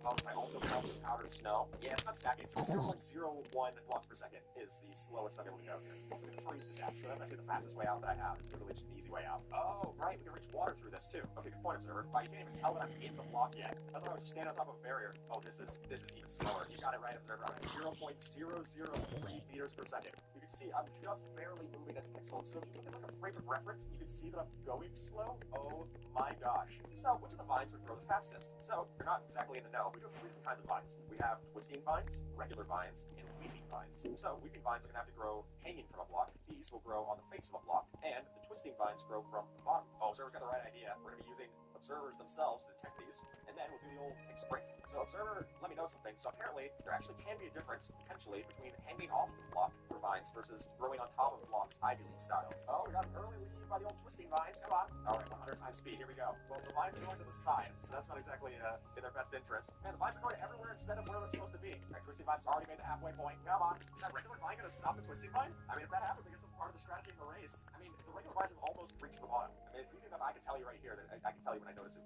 reached the bottom if you're on the Observer there. All right, it was the regular vines. And sure enough, that did stop the twisting vines. The vines grow faster because they have a 25% chance of spreading each tick, as opposed to the other vines which only have a 10% chance. However, as we very clearly see right now, Littered said, the vines will also grow all over the place as opposed to straight up and down. Funnily enough, we can make a flower that kills just about anything because a falling block can be set to any block type as far as how it looks, and it can also mimic how an anvil drops as well. So by using the right command with was this one right here. You can copy all of this to make a moving belly that will drop on us and actually kill anything that's underneath it. You know what's funny is that if we were to just have a regular flower underneath it, like so, then we could do the same. Because the flower would bring it as a falling block. Exploited test, is it possible to use the forest fruit to get yourself on or off the nether root? So this is showing me the teleportation radius for my forest fruit. Let's see, if I had a clear other game, that would take me down. Hey, look at that, sure enough. Now will it take me on top of the loop is the question. Sometimes not looking like a teleport me out, that makes sense. Because the first one, the same teleportation engine as Enderman. Enderman can't teleport on Bedrock, so kind of so according to it, it didn't pull out stop for above the nether root. So this is a little change. Yeah, look at that. So teleporting at all. If you run a waddle up chest, you're just going to out. Alright, target myself 2.2 on my size. Very teeny tiny. Sure enough, you actually can. Wow, I wouldn't expect that working. Wow, I need to go down into these tunnels here. Another 1-1 block. That's really neat. There we go. Just watch. Nice. What blocks do you use to destruct a guardian? Here we go. We got my guardian inside of my right side of the room. So what we use to save ourselves, we're going to come to these blocks here. They're really we can split these on the top right and do something fun. So choosing the block is line of sight is directly above it. So what we do is we place it on top of it and more. Save. What about change? Sure enough, fence. This fence has different parameters because line of sight is the handle works. Glass. The glass works. Slab. Obviously. Stone cutter. Grindstone. Oh, grindstone actually didn't see that save me. That's very interesting. Wow, it actually works off different behaviors of motion of the flux. So it's a hitbox recast. Look at that. Left turn. And give me like this thing a little bit. How much TNT is rewarded? Oh, this is fun. So we can toggle on our counter. Alright. So I started the warning, and then I can start it. Obviously, that's 5 TNT right there. Not enough. You got it. 57? 57 was enough. Alright, let's try to find the sweet spot. 21. Blackjack. 21. Okay. That's the number expected actually. 16. Sweet 16. Okay. 10. So it looks like 10 was just about the amount. Alright, let's go to 9. Wow, exactly 10. Huh, what happens if you're riding a pig when it gets struck by lightning? Alright, well, let me summon this guy, ride him up, and then summon lightning above me. I'm gonna get oh no. How to chop chop is the reason I worked so hard today. Now I'm using acorns to invest in new legacy rather than my name is Sean.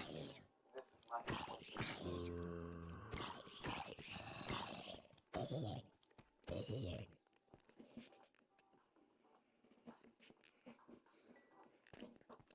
Whoa, what?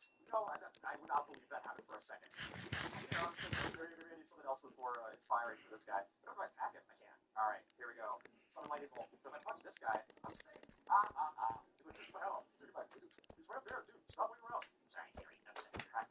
Stop moving. What if I killed it and it dropped the saddle? Do you want to go slay for me? Nah, I'm just going to hold it. So if you want to spend a saddle, you could go and ride the coolest mount in Minecraft. Now, we're going to find out just how many ores are in a single chunk. So we pick a random chunk here, and by clearing it out by using axiom or roll at it, we can then go through and select this area and see just how many ores are in this specific chunk. Well, the good news is that this distribution will change depending on the different biomes that you're in as well. Like Mesa, you're going to get a whole bunch more gold ore. Extreme Hills, you'll find your emeralds and stuff, those kind of biomes. Alrighty, so from this one, we see that we've got 210 coal ore, 130 iron ore, 28 slate redstone ore. I wouldn't expect that to be so high. Followed by 2 slate iron ore, 26, 2 slate gold ore, 21, redstone ore, 20, lapis lazuli ore, 16, gold ore, 16, deep slate diamond ore, 8, slate diamond ore, 5, lapis lazuli ore, 4, and 1 jumbo log that somehow. Whoa. So sure enough, you can make a full void cube out of, we've got barriers here, but these are all gateway blocks, all that's tricky. And you can run through these, look at that. And then I go through the floor, and I make it to the end. That's awesome. You can see, think about different particle effects. The gateway is give off kind of world effects, and it's smoke from the regular end world. That makes sense. It's kind of a particle. What happens if we were to take a force or fuel and give them frostwalker? So use this command combo that we got set up. Oh yeah, this is actually amazing. Why is this not the base game? I feel like this would be so much cooler to go across. Around, I know we showed off how to make frostwalker boats in the passive commands, but I really like using the horses this way. Oh, that's a good point. Yeah, horses are exactly Almost exploded. water basically. So having this alternative would be a real saving grace for our steeds. So not even things like test plays and like it's supposed to be delivered that you have to choose between one or the other. However, now we have such a case which lets us use commands to get a glider chest plate. We'll put the command on screen for you to do this. But I actually have I look awesome. I look like a superhero. Are you kidding me? Oh, I love this. And it's not even it's used the durability. I was gonna say this is the durability is overpowered. It's overpowered as is. And it's not just us getting the light upgrade, but in fact we can also do it to our mobs as well. Sure enough, there is a command. We can give our mobs, as you can see, I can spray it. It has no light that it's wearing. Now there's secret inventory, but sure enough wearing it. Also has some distance too. Normally you do this in their lights. Well, some of us have never go through life with another. See, like you do this at any kind of law like this. I think that's so funny. Villager? Look at him go. He picks up some pace. He just doesn't know how to not slam his face. How small the flex is. Now, if you notice, actually something as simple as dirt. Stop the creeper from exploding and hurting us. So slap works just fine. But one thing is like, I don't know, like candle. I don't think so. Come on. Okay, candle did not work. Cake. Come on. Everyone loves cake. It definitely helped. A bell. Just way you get notified on all future uploads. Nice. Yeah, ring the bell so you don't get destroyed by a creeper. I want to tell you. Mama, maybe. Okay, Anvil. Anvil's strong enough to survive it. Here we have the zombie spawner. Now, what this will do, it'll summon a zombie with a max reinforcement stat. So this is overnight, and then I summon a leader. That zombie's going to call in reinforcements. And a little bit. There we go. So now look at all the zombies that it's calling in with it. Yeah, just keep turning it there and really torture it. I didn't know this was a stat that you could tweak. So one leader, we got a lot of problems. Yeah, dude, look at how they spawn in. It's so strange.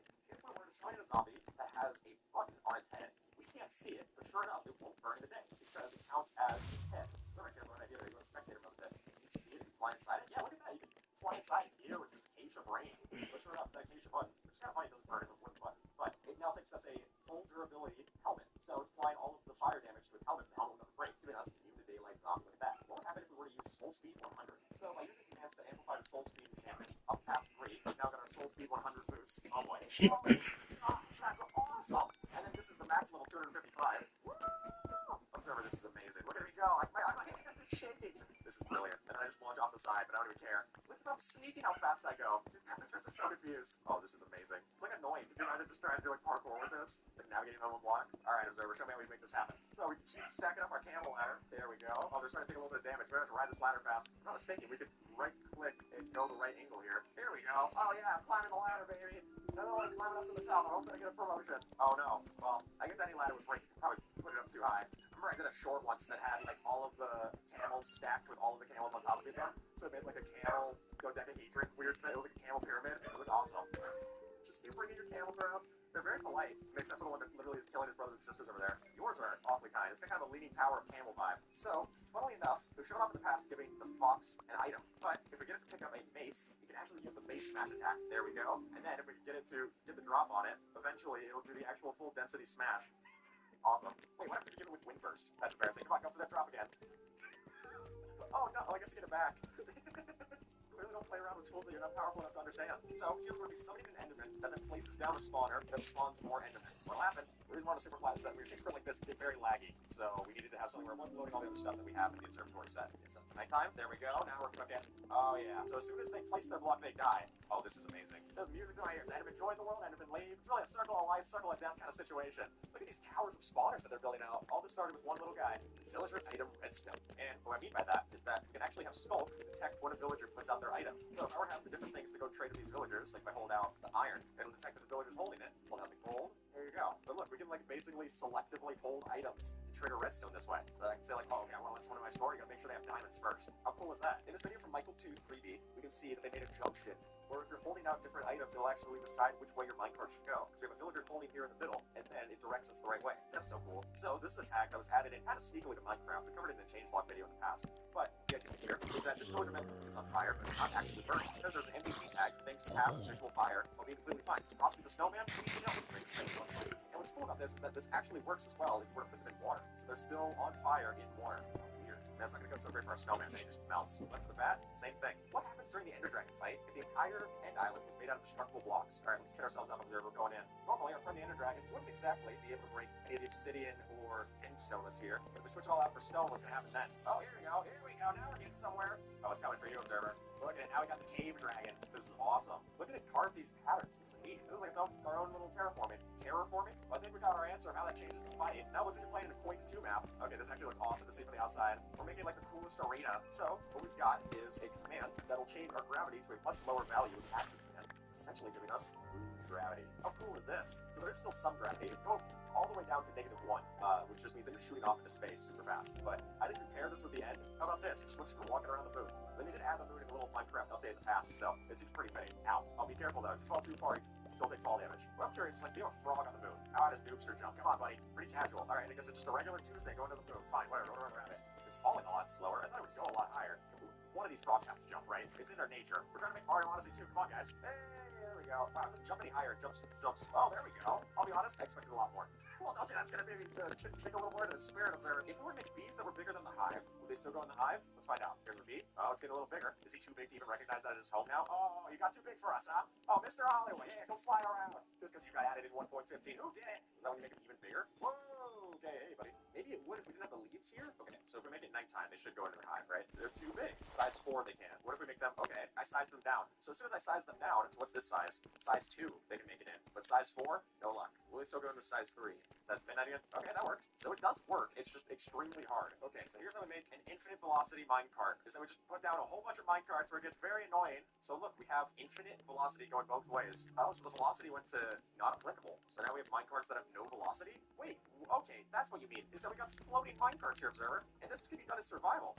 What? We can even be riding these as like a way of making a bridge out of minecarts. So it's like a virus. So as soon as one minecart touches another, it ruins its velocity. Yeah, these are all in vanilla. This is, I know we were creative when we built this. You can build this in survival. What happens if I were to push this with a sticky piston? So I can move it with a sticky piston like that. What the? And I can still ride it. This is the strangest thing. What is the maximum level of XP you can get in Minecraft? So the maximum level is going to be 238,609,312 levels. From here, the XP bar is completely removed. This is the highest for survival. Going any higher than this would give me a negative level, right? It goes over the integer level. So it's 256 quadrillion, 204 trillion, 778 billion, 204 million, 999,070 XP. So, how many chickens will that take? So, if we can average 2 XP from a chicken, then we need to kill roughly, oh my gosh, I'm gonna number this out again. 128 quadrillion, 102 trillion, 389 billion, 102 million, 499,535 chickens. For the perspective, we only have maybe like 1,000 here. It's nowhere close. So, it is possible to make realistic climbing spiders by using a command that makes it so that once a spider is at a certain point, it actually flips over. So, if the spider were to start climbing on the wall, yeah, they're really nice paid actors.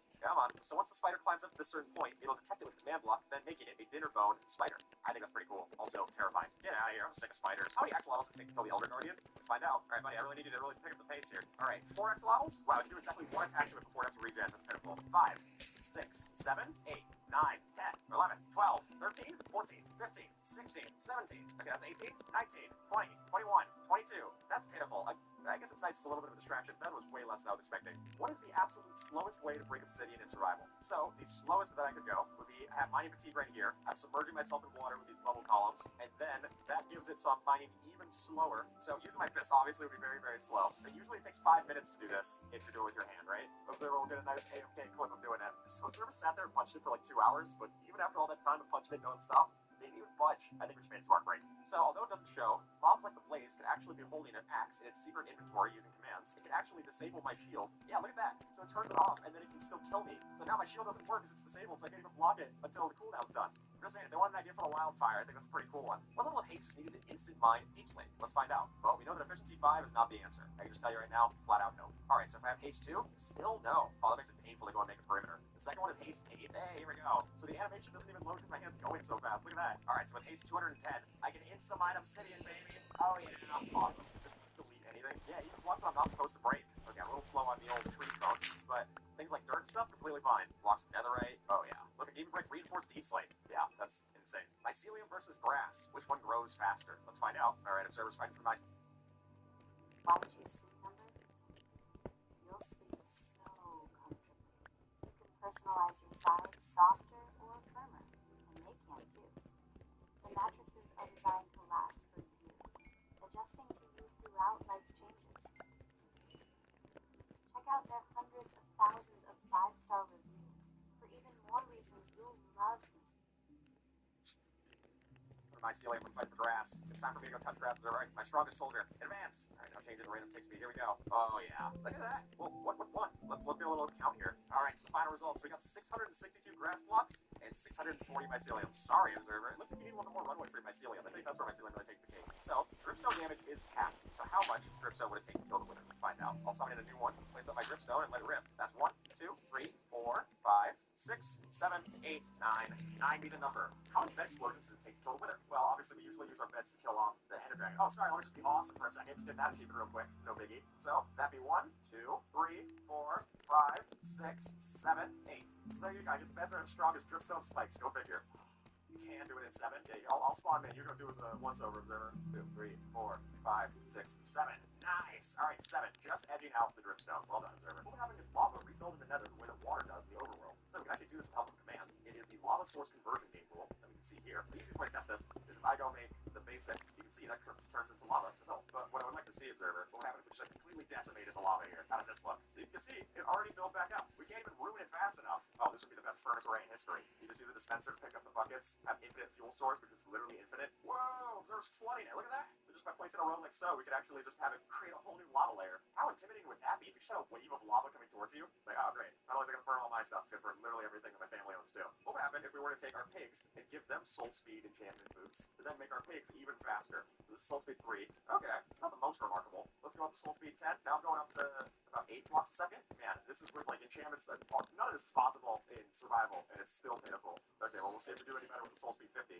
Oh, there we go. Now we're knocking. All right, now we're up to 13, 14, 15, 16, 17 blocks per second. Let's see if that's where it kind of caps out. It really is kind of a sad arc with these things. It's one minute possibly and it's slow right back down. 128. All right, here we go. Now I'm going 30 blocks per second. These villagers are even more confused than they were before. 255. Oh yeah. How fast am I going now? 50, 58, 59, 60, 62 blocks per second. Oh my gosh, I flooded my pig, and now he's just a regular porker. It is possible to make a potion that gives you all of the potion effects in one. So we have a singular potion here. It's incredible, but look at all that it gives me. So this would be Furious Cocktail, and how do we get here? Exactly one potion. Well, it's not gonna be the most fun drink. Splish Splash. I feel like I die. I float up into space and everything goes black. What happens if I hit like a mob with it? So long, nerd. How do we get here? It's funny that you can still see the baby. It's like a soul with their volume. In order to take a Riptide Trident, standard, this is a regular Riptide 3. Obviously, very impressive. But what if we get it up to like Riptide level 100? And we're off! Oh my gosh, the sound glitches out too. How high am I? 3,500 blocks away. Well, gotta wait that on this story before I think there's mostly simulator stuff on the first thing of Space Camp. Level 255, the absolute strongest. Let me get on my F3 and let me hit. Alright, we're reaching the top of, looks like 9,000 blocks. Observer, I got one other thing to try with this. Let's get the Weather Rain and let me get the Elytra on, and we're going to go for the coolest space program in history. For starters, here with the Riptide level 3, already going very fast, mind you. Here's level 100. Wow! I feel like Superman, this is great. Alright, wow! Okay, 255, that's awesome. Going really straight. That crash looks to be the worst thing that's to this building. Well, this used to be a village. It looks like some people haven't migrated fully yet. I didn't realize it extended this far out. Look at this, becomes so much TNT. Alright, just a few, a couple of arrows. Alright, remove the glass. Oh, I see it starting. Where's the villager? I see the villagers react to this. The villagers react to their house being exploded. Oh, that's right. Yeah, that's right exactly what I was looking for. People shot it. Look at it, I can tell this is one of you. Look at how destructive we can all be together. I think we made the worst water park in history. Look at all the flying blocks, all the falling blocks of sand and gravel being blocks. If you wanted to kill 10 million mobs, how long would it take the world's fastest mob farm? So, this is the Ender Engine, which is about as good as most people would have in their world, right? And we're going up 269 Ender per minute. So, if we wanted to kill off 10 million of them, that would take 35,842 minutes, or 597 hours. Is your spike overnight? Your stress level didn't. With Azure, auto-scaling keeps performance steady. So even when demand surges, you don't break a sweat.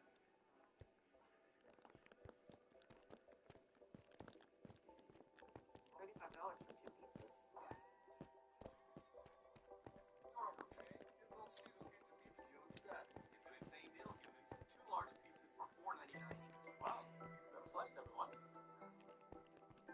Folks, it's about 25 days straight of just clicking my house like this. It's a good thing we got Bendy, but holy smokes. We're doing 25 days, might as well get comfortable. What's this beach challenge? You know, hold on, take a breeze for a second. I'm very fast. If you put in Venomous, goes around Venomous, this is catching. Is that an inhumane? Yeah, we should probably get out of here. Let's render Ender now. So, if you really have to play Ender, the game will remove an entire mountain. Let's find out. Let's get our Ender in. Here we go, pick fancy. Whoa. That's not even, you're 10 million to 20. We're nowhere close to 10 million. Just the slow falling deploy of them all cracks me up. It takes great time, baby. Maybe with it. Wow, look at that. So if we turn on the simulation and render, then it's comes with our Enderman sample size. Currently we're going about 5 times data speed. A key thing to note is that they can't pick up stone. So 10 million doesn't carve up. Well, listen, maybe they can build their own, but they can't pick up stone, so it's impossible for them to ever carve this mountain. What does 10 million observers look like? Well, I see 4 right here. I see 1 the observer. This is all well and good. I guess we'll teleport to. Oh, okay. When you said you needed some time for a family reunion, I didn't think that they move in pods. This is like all the ships and Guardians of the Galaxy coming to save the universe at the end. So, it's nice to meet you all. This is my second cousin, my third cousin, fourth cousin, fifth cousin, sixth cousin, seventh cousin, eighth cousin, ninth cousin once removed. That's my dog walker. This must make it a real pain for Will reading top. Obi, what you got? Remember when Observer and I started first working together, the channel had just over 100,000 subscribers. So, from 100,000 observers to 10 million. Well, we've got signs here, because what if we took after Stampy's Love Garden and put all of the subscribers' names on the signs? Oh my god. Thanks, Chris. Yeah, we gotta say thank you, Chris. Thank you, Hello Kitty. Okay, I appreciate it. Mozzarella with one Z. Humbly Bumbly, that's a fun name. We've got just No, Gray CK, Christopher Miller, Cool Kid, Spencer Marsh, John Matthews, Sebas, Naomi Wood. Thank you all so much for subscribing. Oh, thank you. Thanks to nobody for subscribing. What if we wanted to drain 10 million blocks of water from the ocean? Well, it probably would be great for our coral reefs, but oh my gosh. Look at all of the, it's funny how all of the kelp and seagrass keep holding on. YouTube tells me that 70% of you are still waterlogged, so if you want to change that, then go subscribe. But look at all these dry areas. It looks like we can make coral reefs out of the remaining waterlogged. And then you just see this huge water wall. And the flat earthers believe the side of the earth is like, I would love to see too, is if I just like slash build, slash that sponge. Now we should see the lag come in. That's the problem is that 10 million is so big that it bricks things. Hey, here's our sponge. This is 10 million sponge. Wow, that is ugly. So if each sponge can clear around 135 blocks, then if you had the absolute perfect theoretical sponge placement, then it would be 74,074 sponges to clear out that much water. Let's see what it would look like to deal 10 million damage in a single attack. Now we're not using anything fancy with Fallen Breath's rail cannon. We're actually just using a mace. Because if you were to fall 6,666,647 blocks and land a smash attack, you can actually deal that amount of damage. How long does it take to fall 6,666,647 blocks? It would take 85,000 seconds, 1,417 minutes, 23.6 hours of falling. But if you land it, that's going to be 10 million damage that you deal to your unsteady friend. But if you don't, it's going to be embarrassing. Alright, by the looks of it, we've got multi-shot at the max level. Oh, we've also got villages with that too. I understand completely. Go, boys. Oh no. I can't even live through it. Whoa, I didn't even know that was possible. Look at how wide that shoots. Like it shoots in a radius with the arrow TNT cannon that we showed off. That's so cool. Alright, so if we take freeze and then go up here and I just shoot out a bunch. Look at the beautiful patterns. It looks like the target that I'm supposed to hit, not the arrows. Oh no, this is gonna get bad. It is bad. I confirm it's bad. Wow. Just that shape for pig over there dying, that's hilarious. Oh, there's like a spear of arrows. What? The arrow spear. This is actually what a white hole is. A while ago, we did a short that had one warden versus a bunch of llamas to see who would win the battle. What if we would spawn in 10 million llamas versus the one warden? The warden goobers. Oh, fantastic. Let them all spill in. The warden's taking note as he's realizing someone's encroaching on his turf. It's kind of hard not to. We currently have 1,500. There's 2,000 now. It's probably good. We're starting to be a little laggy. Let's start the fight. There's a little bit of spread combat here. We're also going after each other. They can barely even aim at the warden when they attack rate. Look at just this wave of pink. This looks like the channel logo. Look at it. Just a bunch of red and white. They're fun. Strong, dusty plastic and see 24 hours after just 1 hour. You'll extend it to Friday, January 16th.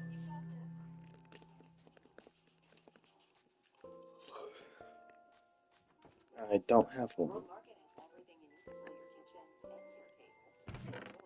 when it first moves, well, that's fine. It's all about you. I didn't say the llamas in the past are a lot better than the llamas in the now. Well, I think we're getting like 10 million things of lead, I'll tell you that much. Oh, he's now gone forward of the llamas. Alright, we'll check in on that later. Oh boy, well, this is nowhere near 10 million anvils falling from the sky. We're gonna see what that looks like. Oh, I regret this. I'll definitely regret this.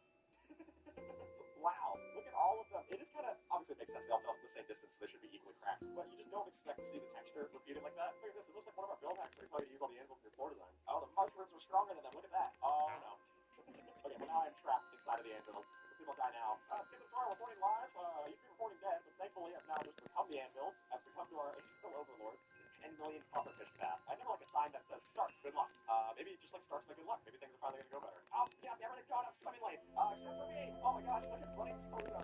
Ridiculous F5, you see them all pop up. And I got 30 minutes to use a phone. This is horrible. They're kind of cute when they're popping up. There's something kind of horrific about seeing like the baby versions of them next to the dead versions of their parents. Yeah, look, we made kind of a mobile farm and a mess. The 10 million door maze. Find the secret chest. Good luck. Oh, that's why it's good luck. I understand completely. Alright, can I reach the secret chest? I'm gonna go to F5 and go. Maybe I can run on top of them? Ow, I hate vexes. Well, maybe I'm distracted that observer to find it. They really just gang up on you, don't they? One door closes, another door apparently right behind it. Then you. Next door on the right. Okay, I'm just trying to find the bathroom next. Surely there's the chest somewhere. Okay. I use that to build the iron gold farm. Hey, the secret chest. It's just a competition. Fantastic. How long does it take to pass 10 million Minecraft days? As you all know, 10 million Minecraft days is not the same as 10 million real life days, but how long would it take to pass? Well, the Minecraft day is 20 minutes. That's easy math to get 200 million real life minutes. That's 3.3 repeating million hours. 138,888.9 days. 380 years. Starting time to store by fast and still not going to get this there anytime soon. How long would it take for a chicken to lay 10 million eggs? You're chicken. Hey, you're going to be real busy. Well, we've got one egg. Chicken an average of 7.5 minutes to lay an egg, anywhere from 5 to 10 minutes is the range. Then that would be 75 million minutes, or 1.25 million hours, or 143 years. Can you imagine being this chicken and just being like, I have how long of a shift? All right, better start pushing. So far, we've only got one egg, so it's gonna be a while. 999,999 left to go. How many books would it take to write out 10 million characters? I guess they're not well-written characters. They're not gonna have a lot of depth to them. Each book can fill 100 pages, each with 1,023 characters per page. Oh yeah, it's a real good book. Not always braille, but I'm sure it's great. While that is technically true, you can have 100 pages and 1,000 characters per page. There is a character limit for the overall book of 32,500, meaning that it would take 308 of these books to get up to 10 million characters. That would be 51 chiseled bookshelves. So let's live a stack of chiseled bookshelves. It's actually pretty impressive. The 10 million bees put into 10 million beehives. Oh boy. Well, we're gonna get a nice up close of you're still looking with poke the wall. Oh yeah, now we're talking. And then if I were just to, I don't know, yeah, baby, we're gonna go, man, we gotta go. Look at the options after me. Made it always got free. How big is 10 million versus Minecraft stats? Well, according to player-based statistics, Minecraft has 200 million monthly users. So that means that 10 million makes up 5% of that. Could you believe that? 5% of all people that play Minecraft are subscribed. That is insane. And we make up 2 of those users. I'm subscribed. I don't know about you. Ooh.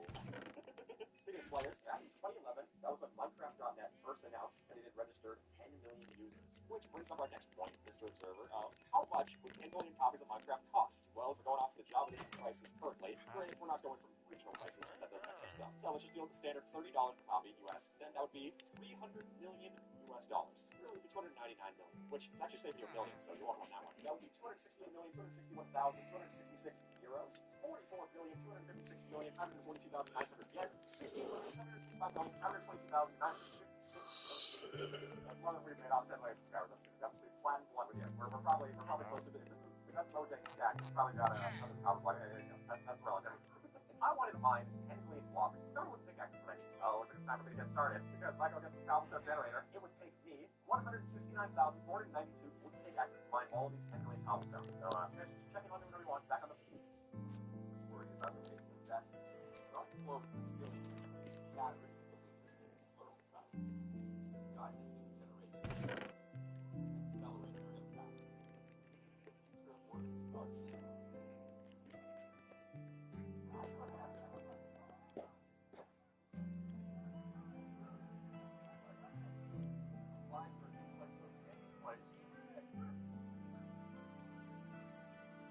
Back on the prison server. Alright, we'll trick this here, right? How's it working? That's cobblestone wasted. I guess you want to pickaxe but anytime soon, so that's fine too. What if we wanted to use not the worst pickaxe, instead the best? Here we've got a netherite pickaxe set to 10 million durability if one could mine up to 40 million blocks before breaking. So we got some time. Yeah, that. Oh, look, I just stuffed it a little bit. We still got 9,999,959 blocks to go. Here we've got food that is set to 10 million ticks to eat. Alright, almost double, I guess. Here you want to try this? So it is literally impossible to eat this. It doesn't even let me right click it. It doesn't play the particles. So my right click is going to be slower. So I am technically eating it. You can't even see the particles come from it. Now I'm just gonna stuck on this potato for a while next. I'm not actually hungry. What would happen if you took the seed 10 million and generated it? I will generate 10 million with commas. You will generate it without. Alrighty. Well, I just got a big dark oak forest. Here, let's go check out observers. So this is 10 million without commas. Alright, we've got the ice spikes biome. Now a trial chamber right here is not bad at all. Cool. 40 over 30. Let's go check in on our warden friend. Still pretty good. What if I were to kill on, huh? Maybe I can go show him what. Oh, I guess he's still living. Alright, we'll check in on him later. This is the 10 million jump strength trampoline. Alright, let's enable it. Boing. Oh my gosh, okay, that's 70, like 1,500 blocks up. I guess my ticket only takes for one jump on the trampoline. This is awesome, though. Nice. Good thinking, observer. Oh shoot, I accidentally pressed jump again. Wow, even after my course through, I still had so much upward momentum that I shot up again. It's seeing your head every time that I jump that cracks me up. The level 10 million baby zombie. This is a baby zombie with 10 million in all of its categories.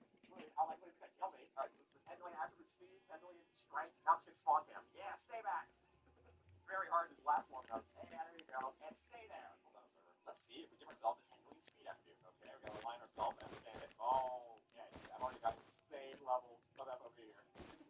I think that's like a bird against the window. Oh my gosh, I walked over the other portion of the observatory map. It moves so fast I can't even load going out to the observatory. If I press, oh, okay, wow. 177, I'm 5,000 blocks away. What if I were to fish with a 10 million plus attribute? Alright, a nice break from that all. It's really exciting. Oh, here we go. Got letter 5, 10 million plus. Here we go. Oh my gosh, I thought the jump scare was necessary. That's all 10 million unlucky. But I already got a boat. Well, it's great if you want anything that isn't fish. If you want to be technically fisherman, something I'm doing community service. Like, I just want lunch. Oh, come on, I can't eat a nautilus shell. This is what happens with fish theory observer. Just a saddle every frame. I mean, I guess it's nice if you want to completely miss the point of fishing. What would happen if you have 10 million armor, which is 10 million attack damage. You think armor's gonna win? Okay, I'll go armor. Alright, 10 million attack versus 10 million armor. Okay, well, my armor didn't stand a chance. Oh, we need 10 million durability to stand it? So, if we give this max durability, would it last? Kidding. Nope. Alright, well, I guess always have your offense, I guess. I don't know. I thought defense good for something. This is difficult to get things on fire. Oh, boy. Man, that is, I feel like cleaning up quick. Oh, sweet, we have a mob spawner. I mean, probably too have a light level ready to spawn right now. Oh my gosh, this is like flying sound of fires. Like, oh, sit down and play a campfire story. I was like, on the world house, burnt down. All the other good stories about the fire. Oh, look at this spread this cave. All of the vines and stuff. I've never seen this. They were talking about bullets surviving. Because if you're gonna have 10 million chance to build that will actually survive for time. See you later, sir. I'm following after you because with these, let's keep eating these steadily. I can survive 60.1 million seconds. Almost 187 real life days straight. It's not the best way to live, but it is a way to live. Speed running getting 10 million millions in survival. So if you can store that many, you need 5,787 chests. That we talked about earlier. That would be 18 by 18 by 18 cube chests, completely full. Not a single gap there, mind you. And all the farms you can do is just insane. We have Reaper farm, rail duplication, street duplication, Oscar wheel farm, wood farm from there, topstone farm, and an iron farm, no doubt. All you can get what? Well, melon slices. A lot of one of the worst food sources in the game. You don't even seem to go out and build so far with water. Most games are wrecked doing this, and it's just insane seeing all of this. We're trying to do this in 100 days. It's insane. So default spawn radius, which is you guys 10 blocks radius of where spawn is. So like you guys not only in the same spot, but in the same general tree. So we're going to set spawn radius up to 10 million. Now we're dying. Casting code load. The opposite jumps to spawn in. I am now 800,000 blocks away on the X, and 10 million blocks away on the Once the effects of our core world without actually having to go. Chaos isn't music to anybody's ears. Azure brings everything into one clean view. So you can finally use yourself. Oh, wait. Good luck with the dog. Cat food.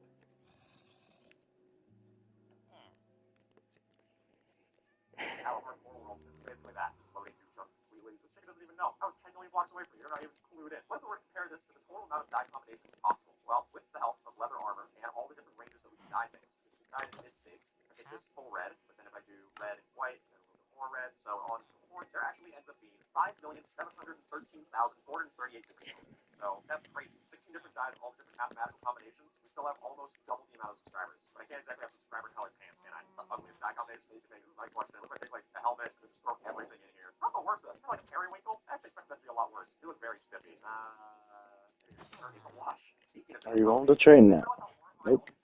It looks like a virus that's been spreading out. It's a little haunting. Because it would take 1,476 different ore items to make 164 blocks needed just for one fully powered beacon. Then, if we were using all of this as iron ingots, it would take 14,760 million different iron ingots. Which just to grab all the blocks, we can power those beacons on. We would then need another 10 million items. So, get busy with your iron farm. You can't exactly power with melons. How many trees do you have to chop to get 10 million planks? On average, for a regular oak tree like this, we're getting about 5 logs. And from those 5 logs, we can obviously get 20 planks. So, figuring that, we need 500,000 oak trees. So in this forest, how many logs would there be? Alright, so in this forest, there was about 906. So it would take me 2,759 forest biomes just to get that much. Or if I were to get the fastest oak log farm in the world, this one does 650,000 logs per hour. So it would take 48 minutes for the absolute fastest farm to get that many planks. You know, the blue axolotl is the rarest of the axolotls. But if you have 10 million axolotls, how many great you have? You start putting them all up like so. Then, all of these 10 million axolotls still only have 8,333 new variants. A tiny, tiny fraction. Oh, and also credit for the statue comes from Gamaville. Very nicely done in their axolotl, but not the one we're looking for. Keep searching, observer. Alright, reroll. How long would it take to travel 10 million blocks by horse? Not exactly able to take away travel, but if we were to go and take the world's fastest horse, this one could go up to 14.23 blocks per second. Actually, 14.57 blocks per second. So if I'm going over 14.5 blocks per second, so by the nether route, cut it into fractions. Now it's only going to take 1/8 the amount of time. It would take 87,843 seconds, which is 1,464 minutes, 24.4 hours straight, if you have perfect accuracy and perfect force. So yeah, I mean, we've traveled for a while now, and we've only made it about 1,500 blocks. So all the time it would take to breed up this fast of a horse. We hit 10 million subscribers on May 11th, 2025, but the official Minecraft channel hit 10 million subscribers 2+ years ago, on January 28th, 2023. Now they're currently at 15.8 million subscribers. You know, we're at 15.8. Fortnite, baby. That's right, observer. Put up the graphic. We're fast as Fortnite. What would it take to pick 10 million pigs? Each one of these pigs is going to cost me 3 milk buckets, 2 things of sugar, 1 egg, 3 wheat. Then to make 10 million of them, then obviously you see 30 million wheat, 20 million sugar, 10 million eggs, 90 million iron ingots to make the 30 million milk buckets. I hope you're hungry. Or at least you have 9,999,999 friends. This is probably about as big as every game in this world. Alright, surely this one's almost dead. There we go. Get up. Oh shoot, I copied survival. This is a nightmare on these ears. Observer, send off the horse. We gotta go and inspire them. Yeah, there you go. Barely heard it. This is YouTube Automod trying to get rid of all the bot comments. I think maybe this is an impressive showing that the warden. So if you want exactly one skull catalyst, yeah. Oh, and that's the winner. Best friends forever. Oh, best friends is all happy guys. Well, we have now is if I sit on this saddle pig and I go into single player, I'm now going to freeze the cannon. I can shoot these Fuck. myself and punch them, basically doing return to sender and maneuvering them in a specific way. How cool is that? So if I wanted to shoot blowback wherever I want, that is amazing. It's never going to be able to hit me on the saddle pig. That's so cool. Being able to, and it's no one's even seen this thing right now. It just works around by itself, and I can go mount it and then drive it where I want to. That's awesome. Oh, it is currently going after my happy gas.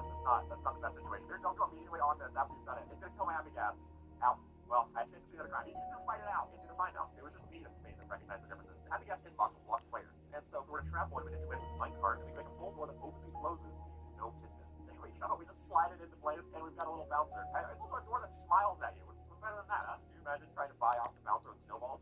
You don't tell anybody. The gurgle sound machine. This is charming. So if we take our dry gas and we place it on the target and click the lever, as those very helpful feathers say, we now have an automatic way to make a gurgle sound effect if that's what you wanted. Because every time that it hydrates, it makes a little sound at the beginning, and as long as we don't let it fully hydrate, You talk to them. You name them. Besides, real plant parents know you gotta feed them too. get a reusable sound effect. 60 items inside the popper clock, feeding in to whatever time you want. It takes forever to make a word sound imaginable.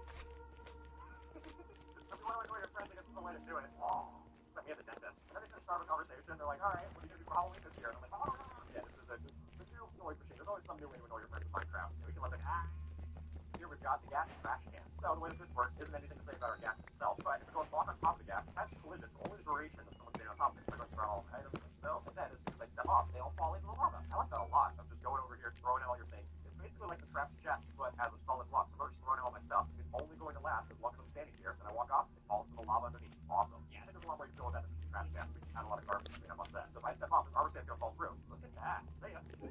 So it's like a player-only trap door. This is particularly used for range. You've heard about range cats and dogs, so what's with range silverfish? Because, as it actually goes, if I were to take my happy gas, for range itself, they have accelerated regeneration, which is great for them, but if I were to add on top a poison and an infested potion, like so, there you go, and then an infested potion, now every time that my cat takes damage, it'll leak down a silverfish, and it's regenerating, so it's never going to die, and it keeps being poisoned, it keeps leaking silverfish, and that is just business. That's actually a thing of a nightmare. The Japanese drop down on you, but also the sound of the gas being constantly heard, which is exactly what you should do either. I think that's pretty funny though. Just swap your friend's shower with one of these. Nice. The semi-permeable milk. Put these into the ground like so. This hostile husk will try to walk over to us, but it can't because it's only a platform when a player's standing on top of it. That's the same way the trash can worked earlier, but now the husk will just fall through. Granted, I probably have some lava or something down there to kill it, but I will always be completely safe. Just go and escape onto here, completely fine. Ow. Oh, so you want to move fast because if he walks onto it while you're onto it, then you will get hurt. But you can make it and then finish the fall that way. Not pretty as smoke. I mean, those are supposed to be pretty big ass auto crafter. Well, not many mobs can be automatically crafted. So what we've got here is a way to make us a whole bunch of these dried gas. We have gas farm up here on the nether roof. So we go and amputate this farm to a tick bridge, which it does.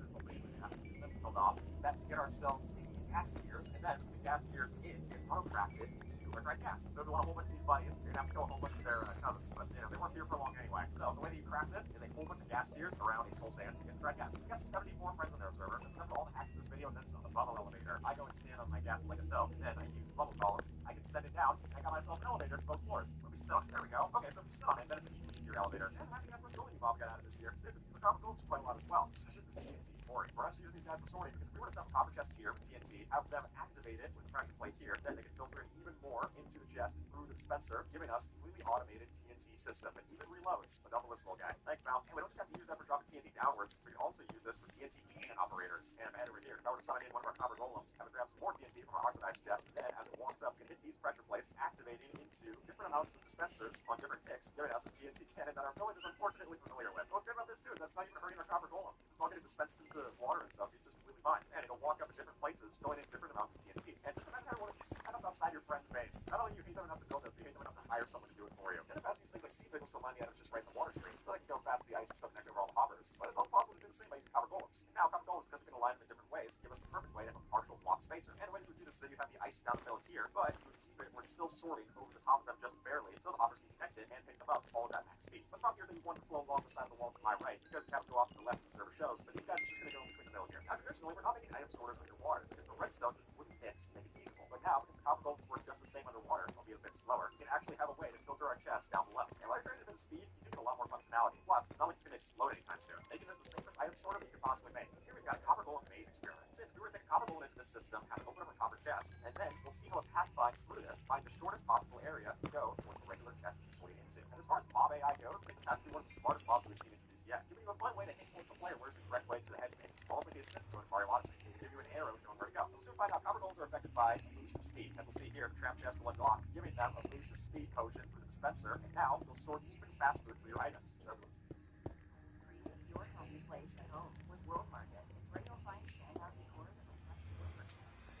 Use bold display or a simple display and show off with unique colors. Simple design that lets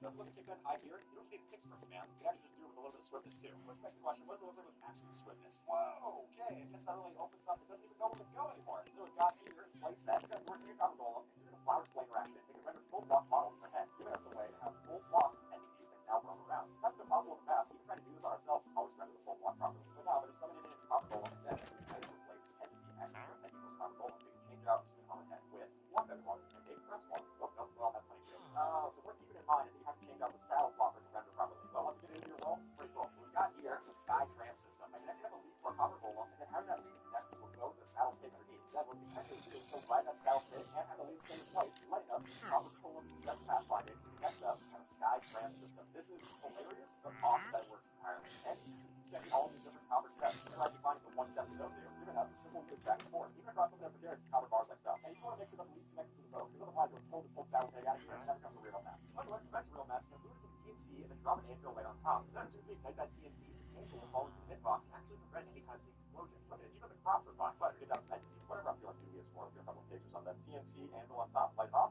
only damages the pigs, but not the blocks. So it looks like a giant thing full of TNT, but the truth is that there's actually more complex mechanics on the inside of this. We've got smoke sensors on every side of this. So then you can't do anything to this. Anything I try to do to disarm this, including placing water on top, doesn't really keep anything safe. It doesn't even reach the crowd fast enough to take TNT down there. That's embarrassing. So what we've got here might be an odd-shaped cave, but it's actually how big TNT will clear around it. So if we watch it explode, you get this great radius that we can clear away to carve caves and canyons into our builds. I mean, using TNT to clear out blocks is already a popular concept, so using it to clear out blocks that you're not hoping to collect anyway, works pretty well. So because TNT is predictable in this way, we always know just how much stone we're clearing out with each explosion, giving us 21 blocks whenever we do it. If you want to calculate how you get rid of your mountain, that's a good start. This is going to be a little unfortunate for our scarecrow, but we can use commands to make our bow into a TNT arrow cannon. So as soon as I click this switch, using this command down here, we'll summon 5 TNT into one of the arrows that I shoot. I wasn't expecting all of those to hit TNT. That's awesome. Look at that. Oh, there's a chain reaction now. Oh, all the arrows are exploding. Are you ready to trade? Your arrows this way. That's very satisfying. We're going to go down to the team down. The team down here is actually a pretty good rewarding distraction because all of this is going to be a lot of noise that we can set off to keep it aggro on these vibrations and send towards us. Plus, you also clear away some of the skulls while you're at it, giving you a solid thing of XP as well. Let's see if I can avoid the warden this way. Oh yeah. So when you're placing it next to the scope sensors and catalysts as you're going, then you're getting rid of all of it, making it safer, and ultimately making it a little more dangerous in the short term. And the scope sensors give off redstone, so when we walk past these, they'll even explode with it. It also makes the worst sounding ancient city. I'm actually very shocked by this one. I'm just staying quite safe through this whole thing. Oh, maybe not, maybe not. There's one like crawling through the ground there. Oh man, it was my own hand that did the end. But that was pretty impressive. If I go and build a pillar in the middle of the nether with a whole bunch of zombie creatures around me, I go and anchor up all these guys, drop down my TNT block, and get a whole bunch of player kills. And if player kills, we're gonna get a whole bunch of better loot and XP too. It is a little precarious, but I'm saying it'll keep you safe. Look how many of them I already got rid of. Then I can just climb down here and collect all my spoils. So just keep in mind, because it is a player kill, if there's any left standing, they already had you. TNT can make a great way to harvest all of your animals quickly. So if we get them bobbing up and down in sort of water system like so, then I can use the scaffolding block right here, light it up, and just like that, 100% collection of all of my meat. It's not like cows to breed up again, but if you're breeding them up top, it's got a breeding timber, then you can drop them down and easily get all the spoils. So one thing that Observer pointed out is that if I were to hold a flame bow in my offhand and a looting 3 sword in my main hand, then I can use this to get responsibility for player kill. Find all these mod drops. And sure enough, I got almost more than I would have just raided. Plus a whole lot more leather. And much in the same way that we use the responsibility for us killing the mobs, looting the side, we use that for other mobs too. Now what I mean by this is that if I were to summon in a whole bunch of creepers down there and then get the setup of a skeleton shooting towards an iron golem, then if that skeleton is shooting its arrow through the lava and it hits that TNT block, there we go, if I intercept it right there, that gives the skeleton credit for all those creeper kills, giving me a whole bunch of music discs. Oh my god. Look at that. All of this only one. Oh, I got a couple of strats. Okay, good. That's my favorite one. And if you don't have the iron golem here, then go just have the skeleton shoot at you too. We're going to see this process again, but in a different context. Since I were to take. Tech needs leaders who embrace the future, who deliver results fast and accelerated by top-tier content. Lead with confidence. Lead with expertise. Tap in with Pluralsight. iSuite uses your father. Why didn't you order a tattoo, Craig? You don't have a tattoo.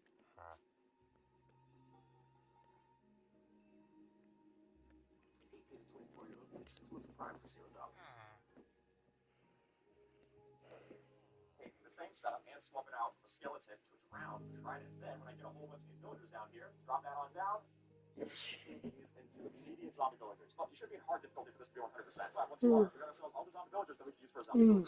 Lately, TNT has become a popular thing to go and collect sand out in the desert. And the reason for this might not just be because we're using the sand to create more TNT. Also, look at how much sand we get from a singular TNT block. Over a stack and a half just right there. So if I were to go and chain these all up, it's 100% collection. And as long as you have the gunpowder figured out, you're getting yourself a whole lot of sand without having to go and waste your time with a whole bunch of efficiency 5 shelling. Well, as Etho says, anyone finds sand normally is a sucker. And if it's good enough for Etho, it's not good enough for me. And the sand of the forest, we can use the TNT to get rid of our trees. I'm not sure where this falls conservationally, but for this conversation, it works pretty well. Get yourself a whole bunch of logs in the forest. So if you don't have yourself an automatic tree farm, this can do a lot of the trick for you. It's also really satisfying place to get TNT on the forest. I don't know what Smokey Bear's take on this is, but for me, it works just fine. So if you're playing something like Bed Wars, where you can launch yourself over to the other team, place down a TNT, let it ignite. 1, 2, 3, 4, 5, 6.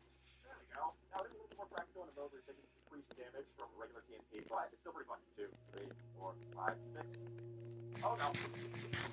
So minecart TNT. Use minecart TNT is basically the same. I place down a rail first, my minecart TNT, and then shoot off a quick thing with my bow. That flame. Let's see what will happen. Look at that. 127 points of damage right in the observer's skull for a block. I don't really know your anatomy. So the pro method for doing this, and we'll show it by slowing down time, is that if you were to shoot out an arrow, so while the arrow is mid-air, oh, he got it, and he got himself in the process. Man, nothing like watching your own death in slow motion, huh? So you're probably not thinking of using TNT when you're going into motion, but here's a way to make it all possible. Since we were to take TNT block, if I could put an anvil on top, drop a sand block in instead, it now thinks that it's inside an air block and it lets it explode as if it wasn't water. And the great thing about this is that this works even if I have mining fatigue. So if I'm swimming around regularly here, I'm not going to have any issues getting into Ocean Monument. I usually could break this off by place down my TNT, my sand, and if you know where the Elder Guardians are, you can even go and explode the 3 locations to give yourself an easy way to clear out all the mining fatigue and you only have the effect. So Underrock TNT isn't just a Bedrock Education Edition feature only. Possible vanilla too. So what we've got here is a TNT fireworks machine. And we're going to see when I set it all off. This one's not only pretty loud, but it's also pretty destructive. Wow, look at how it all spreads out like that. So just by setting it off at different intervals, we have the TNT turn all of its TNT siblings into a beautiful fireworks display. What we have here is the thing that was popular on Reddit for a while, which is a machine that might look like it's going to set off this TNT block. Check this out. It pushes at just the right interval, and it actually never gets it to properly ignite. Because while it's moving here, it isn't actually a block, it's a block entity. So it can't update, even if it looks like there's constantly power that's brushing up against it. And the way that you do this is just having observers all lined up like so. You go just by looking at it. You can even go and walk in the frame. And the reason that we have this string of redstone down underneath here is that we have to turn on 2 of these pistons at the same time. Otherwise, you turn on just one, and it would have exploded either way. What we've got ourselves here is the Enderman Anxiety Experiment, which is that if we get a couple of Endermen down here holding TNT blocks, then eventually they'll place down one of their TNT blocks, who knows who it's going to be, and they're on this bed of redstone where, hey, Opa, fantastic, thank you, sir. Hey, you can turn your whole world into a CSSC video. So what we've got here is a bomb cannon. We can send it off with a whole bunch of bombs that have snow falling on them and launch them off.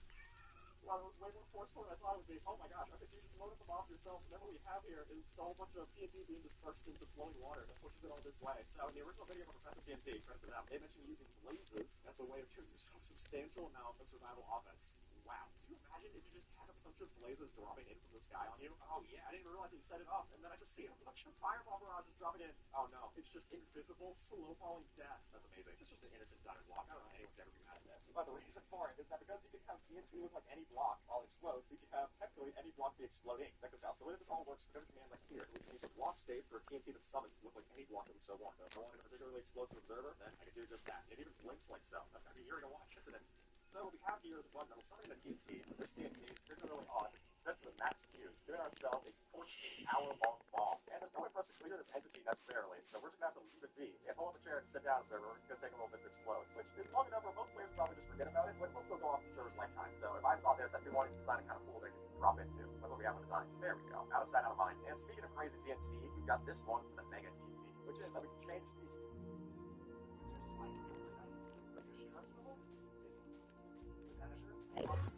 performance steady. So even when your hand surges, don't break a sweat.